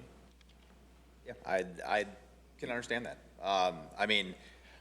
Because we're all here, we all want to support the Yeah, police, yeah. and we want to give them the tools to do that, but we have to be aware of how that affects us personally. Do we have one at Route 59 in Lake Street, or Route 59 in South Bartlett Road, or Route 59 in, 59 and Lake Street is being proposed. We have Lake and Lambert currently pending that are still waiting to be placed up, and then we currently have Lake and Park and Lake and Club Tree. because I would think that Lake and 59 would have been one of the first ones you would put up. I wasn't here 4 years ago, and it's hard for me to answer that question, Trustee Suwanski. And that is one of the agencies that Streamwood has a camera northbound that we were able to tap into through the network. That was one of the original reasons we didn't put one there. What about a compromise? Instead of, I want to keep the residents happy, but I want to give the police officers the tools they need. So instead of 20, what if we let the contracts expire, we don't buy the new ones, and we keep 8? And we can always contact Streamwood or Hanover Park or West Chicago. If something slipped through our crack, we can ask for the data from another community. I see no reason to expand this program. Well, And we're if not keeping making, it at 15 makes the board happy, I think the police department is open to that, and we would explore those options to keep the 15. And again, this is being paid for out of equitable sharing, 2 of which were paid for out of grant funding through DuPage County. So this is not affecting taxpayer dollars. I don't think money's the problem. No, I understand that, trustee, yep. well, it's a misconception of where it's being paid from, so that's why it's good to clarify what equitable sharing is. Decisions aren't being made tonight, this was for discussion What only. I would like to see then is, without having to go to the DFLOC website and put in our zip code, I think I would like to know if you can communicate to us right now where these cameras are. Not right now, but get something to us sometime in the next couple of days. Like a map? Yep, Our cameras? of our I can send cameras. this map to you, yes. The one up there that I Yes. can't see? Well, I'm saying we can- The one we up can there email that it I to you. just see streets? Can you send it? Yes. Okay, to everybody? Okay. Well, I know trustee Swansky, the department has offered you the opportunity to take a look at their actual use of the flock cameras, and that's certainly available to the board if you'd like to have a demonstration. Okay, thank you. and, your comment about the DFLOC website, I don't know how accurate it is, but if you do put Bartlett in there and you do a 10-mile radius of Bartlett, there's 410 cameras. So in as much as we want to keep the residents happy, knocking out our 10 or 15 cameras, there's still going to be 400 other cameras out there that we have no control over, in addition to the ones that are privately owned. We can only control our little world here. That DFLOC website, it's not just flock cameras. They were very nice to brand it. I think you can filter. Yeah. All right. Got a lot of downloaded information provided. A lot of information from the residents, from the police department. Like I said, this is for discussion. I think it's going to take some additional conversation in our next meeting, so we'll see. Thank you for coming. No problem. Thank you. Thank you, Deputy Chief. Thank you, Chief. I have nothing else, Mr. President. Okay, the next thing on the agenda is Public Thank you, Works Trustee Swansky. and Golf Committee. It's myself. What we're looking at, what we're going to discuss is the downtown holiday lights for the flock cameras. What? You want me to repeat that? Yes, please, reiterate that. It's downtown holiday lights for the flock cameras. So, with Marion Bright being moved downtown, staff was directed to look. That was not a great reaction. Yeah. We're all flocked up. With Marion Bright being moved downtown, staff was directed to look into larger decor concepts that would be installed prior to the event and stay up through the holiday season. Different concepts will be presented during committee of the whole meeting, which is obviously now. The concepts presented align with the themes of Candy Cane Lane for the Village Hall and Winter Wonderland for the Town Center and AT&T Park, which matches the street light decorations that were approved by the board at the August 5 board meeting. So to get these items in time for the holiday season, the orders must be placed by the first week in September. So we're going to keep you up a little later tonight. So, Dan, you want to take this? Sure, I will try to be as brief as possible because it's been a long night. So Marion Bright is being moved to downtown, and the thought is we have 3 areas that we really would like to enhance, that being Village Hall area where the well house has just been removed, and the fake tree will be installed kind of on the east end of that, but where the well house actually was will be open and available for some enhancements. Then we're looking at Town Center, which we just have done a lot of work there. So in addition to the street lights that I think it was the meeting before, we approved purchasing the candy canes. We're going to be wrapping the street light poles all down Main Street and throughout downtown. We are also lighting up the trees in a red and white theme down Main Street and in the town center area.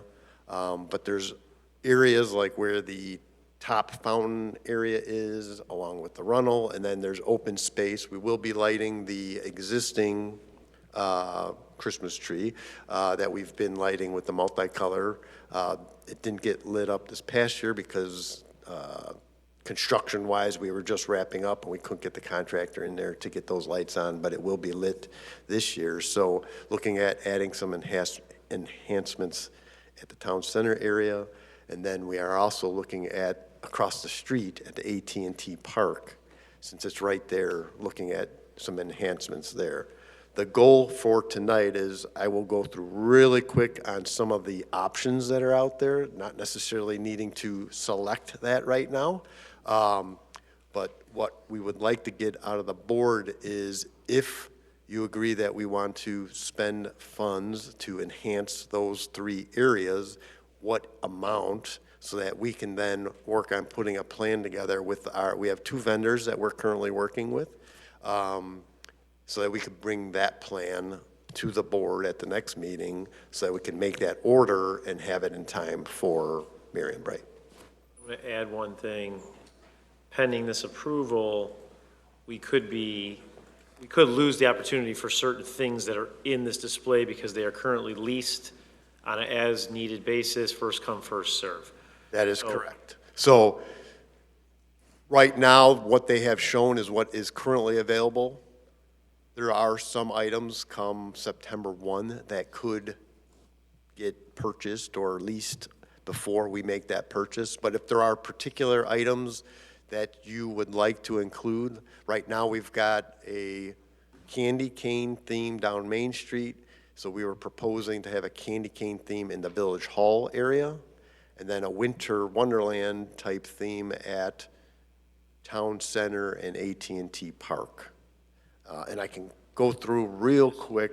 Real quick, I just want, for the board members that don't know, Marion Bright was moved to downtown. Santa's visit's gonna be here at Village Hall. I'm not sure if everybody knew that or not. So, okay. The fire barn's being utilized.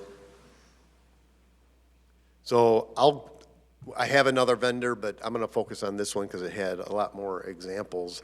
So this is what we're proposing at the Village Hall area, the candy cane theme. You can see there are various decorations, photo ops, with like that one on the right is like a bench area that you can sit down and have a photo op. There's ornaments, there's the Santa theme, candy canes. If there's anything in particular that you're looking for, the way we have pricing, and they kind of have different tiers. Like if you spend $25,000, you get a certain discount. If you go up to $50,000, you get a bigger discount. If you go up to $100,000, you can spend that. So it can be. The curve. The curve is very. I mean, there's a lot of different options. Candy canes right here that we're seeing with the gingerbread man, right? Yes. What size are these? So let me, so the magic, let me go up here. The magic candy cane, the red is 10 feet. It's basically 10 feet high, 10 feet wide, and then it's got a depth to it of a couple feet. So, I mean, they're big.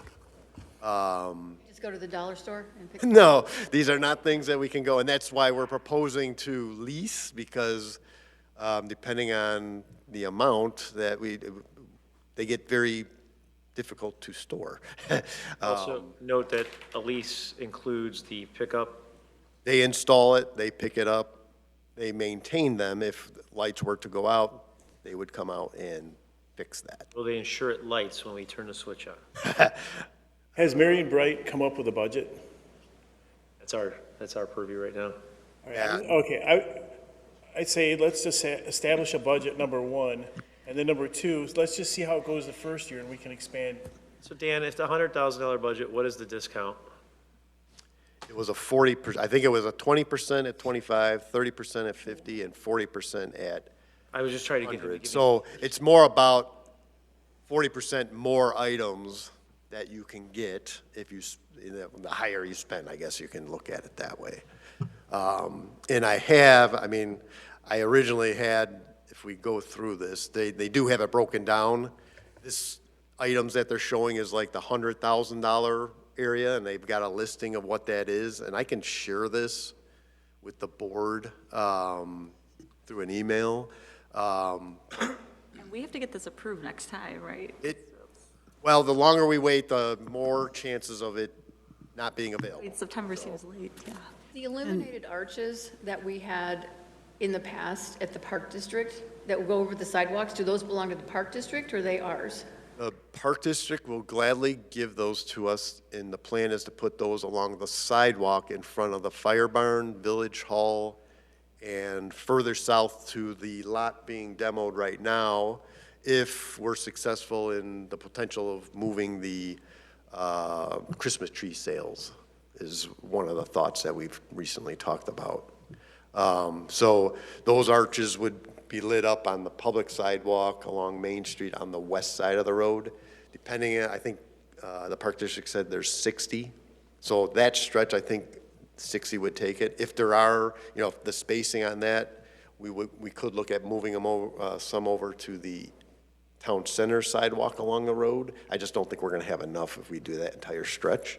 But that's kind of what we're looking at. So we will have, like, the building, the village hall, and the police department has the eaves lighting now that we can change colors, so the plan is to have that on. Metra and the Depot Museum also has that.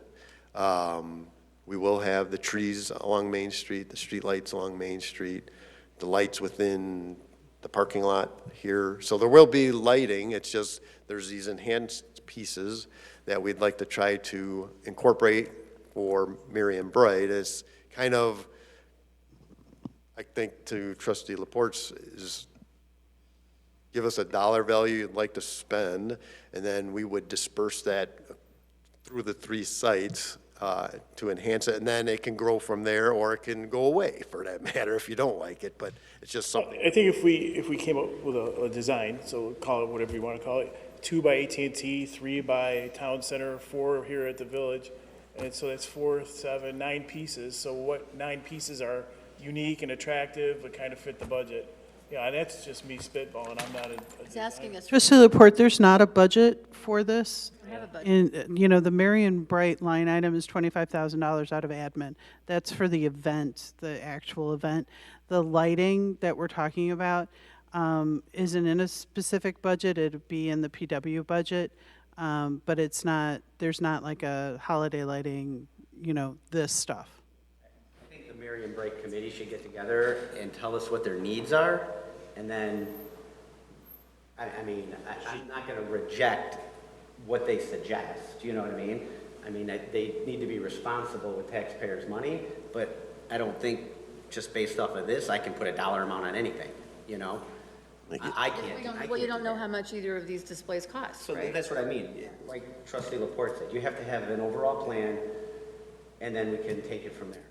So if it wasn't as late as it is, the plan was to go through a lot of that. And I can if you guys want to stay, but, so there are costs. So you can see, this is, I'll just use this one as example. Here's Village Hall. This is a $100,000 option to spend $100,000 just at Village Hall. And then I also have a $50,000 option and a $25,000 option. But what I'm getting at is, this is the listing. So this one shows you would have a super tree. It's 5'7" by 6.5. Its quantity is 1. That's $4,000. It kind of gives you a ballpark. We were talking about the candy cane. So you got candy cane sleigh. That was one of the pictures. That's 4 by 4 by 2. You could see the various prices. Some of the big ones, this one here, the red ornament, is roughly 15 by 15 by 13. I mean, that's a big item, but the walkthrough one, right? costs go up, 28,000. Trustee Gansey is on the Marion Bright Board as well, or the commission. The Marion Bright Committee Committee. needs to explain their overall vision, and then we can approve We it, can- you know, and obviously they need to be responsible with taxpayers' money, but just even by you listing that, I mean, I'm mean, drawing a blank. Can we compare And I this don't to think it's other because it's 10:30 at night villages? either. Right. So the question is, We still have executive. any budget amount that, because we can, if you said you got 25,000, tell us what you can put together for 25,000. I would then go to our vendors and say, you got 25,000, what can we get for 25,000? That's what we would present at the next meeting. So if there's a dollar amount that the board is comfortable with, we can then put a plan together, but I would actually like to see it done, like, flip that and say, we want this candy cane here, we want this winter wonderland here, and we want this other space decorated. Here's, and you gave them kind of the, like, things that we liked. I would then say, like, what is the price? And then we can make it go down. So let me back this up. They gave us a price based off of what they had and what the Marion Bright Committee and Dan and myself and you just spitballed just by being out there at the town center. So if we were going to approve, you know, 25,000, you might only get 2 pieces of lighting. That's what I'm saying. If we say So- price. Do we give Dan a rough budget to go get it ordered? as a placeholder? Good idea. Do you just say not to exceed? I'm asking. Marion Bright needs to put together a plan. I don't know what else attractions that they have going on. I don't know what else they plan on doing. So I think if this was the only thing Marion Bright. You're asking a Marion Bright. It's a different question. You're asking Marion Bright Committee, which is made up of multiple organizations and taxing districts, just as an advisory. That you have the library, you have the Park District, you have Rotary, you have Lions Club. So when it comes to spending money, we have to do, we are the decider of that. Trustee, We're aware of that. I've been involved in not this, but other things like that where we have a number of organizations. No one gets along. They all have different ideas, different. And that's why we need to present this budget, so Dan can take a budget back to artistic, come up with a makeshift design, so that people can agree that this is what they have left, this is what we're going to get, and this is what's going to be the starting point for first year, second year, third year, whatever it is. If we give them a budget of 50,000, and then we don't like what they come back with because it's not enough, we can increase that budget. You can, but you're running out of time with the vendor, is what he's saying. So I would think we have to get this ordered in the next 3 to 4 weeks, so we're not going to get some. I mean, I think what the Marion Bright Committee put together was looking at the overall program, it would be good to have a light thing here at Town Center. It would be good to have a light thing at Village Hall. It would be good to have a light thing at AT&T Park. So I think the overall scheme is like, we want to light up these 3 spots. It would be really helpful just to give us a not to exceed number so that we can go back and then fiddle around with it, what they have available, what they don't. But we need a starting or a ceiling, I guess. So what did we do What is the general feeling as far as the dollar amount, 50 or 100? well, at 100, you get 40% off. Nobody is spending $100,000 on lights. Then it's 40% off. I'm asking. That's not happening. what have we done in prior years? What did Marion Bright do last year? I don't know. I mean, what did you guys spend last year? I think this is a lot different than. We what we're- didn't do this last year. Yeah, we didn't have. this We kind had a of successful event. were at the So for 25 grand, we throw a couple more tchotchkes out, and we live and we learn, and then next year we can up the budget or lower the budget. It seems like a lot of money for one night, or 2 nights, or whatever you guys. Like good, better, best. Difference If we is- go with good, that's fine. The difference is, it's not just one night here. I mean, this is our downtown Bartlett, and we're trying to, Yeah, this is it would be lit up for the whole It season, would be lit up for the whole season. not just for this. for the whole season, for This people would to kick it off. come to our downtown for a reason and explore the different areas and enjoy the Marion Bright stuff. The Marion Bright Festival, per se, is on December 5th. That is the one-day event, but the lights are there the whole time. Right, that makes more sense. It's not a one-day rental. It's not, it's literally For the from, whole season. Maybe the businesses could kick in if this is going to impact the businesses. Maybe they can kind of Sponsor, Put some they can contribution sponsor in one there. of those tchotchkes you're talking about. Worst thing to do, Easy. the worst thing to do is put something up and then be embarrassed by it. People drive by and say, oh, that looks terrible, so let's just be somewhat realistic about this, put something up that we can all be proud of. Exactly. So Dan, it's on your shoulders. Point the finger at you. You brought it up, so. That's right. Where's the chief? Can we get equitable? You guys funds? ultimately will have to approve Santa it. Claus protecting Santa? Yeah, equitable. Dan, thanks for taking the lead on this. Thank you. All right. We didn't give them what they wanted. We didn't give them what they do you wanted. want to do a not to exceed? They, Do you want to do a not to exceed and let Dan go and get, I was just gonna say real quick, I pulled up the 25,000, just to give you an idea.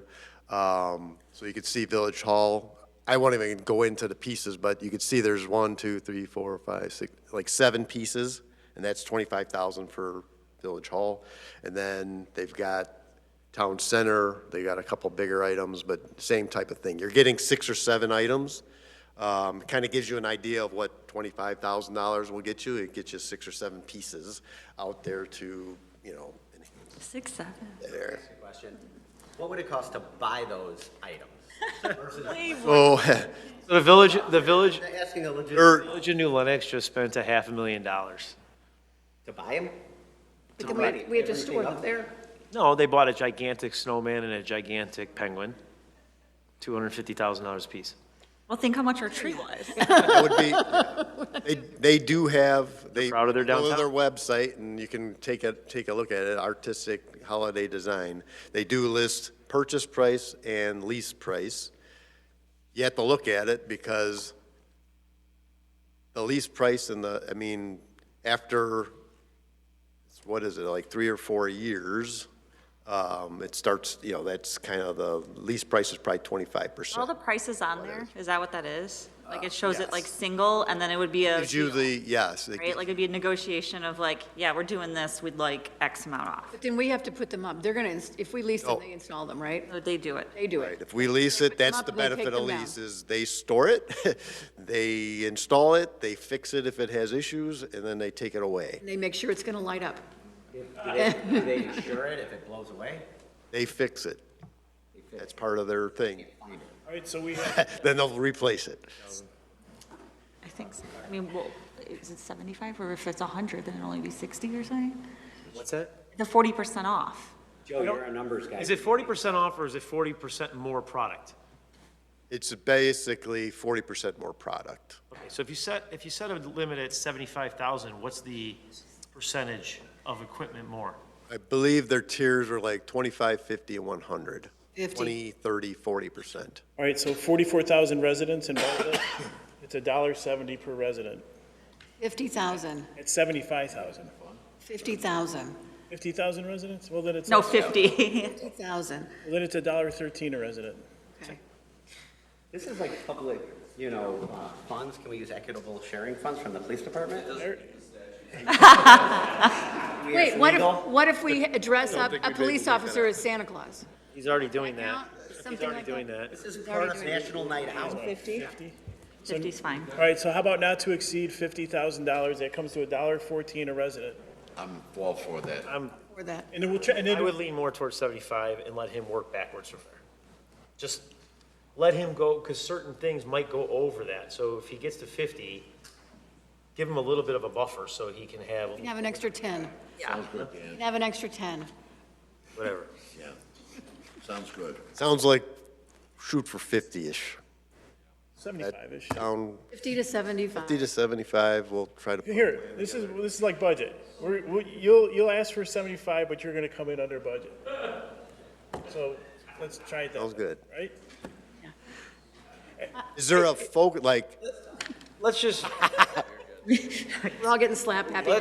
let's just still have- remember the reason why we're moving Marion Bright to downtown Bartlett is to spotlight our downtown for future developments, to help businesses in town, help businesses around town, to bring people here. Bartlett Park is beautiful, it's well-lit, nobody goes there after the tree lighting. So it sits there lit, we have a tree that we bought 2 years ago that nobody goes to see, unless you're at the park with your kids at night. So the whole point is to bring the people of Bartlett to our downtown area so they can view it, take pictures in it, and part of this is we have the fire barn being used for Marion Bright celebration. We're working to bring the tree, the guy who sells Christmas trees, to the vacant lot that's next to Village Hall. So we're trying to bring the residents to our downtown area.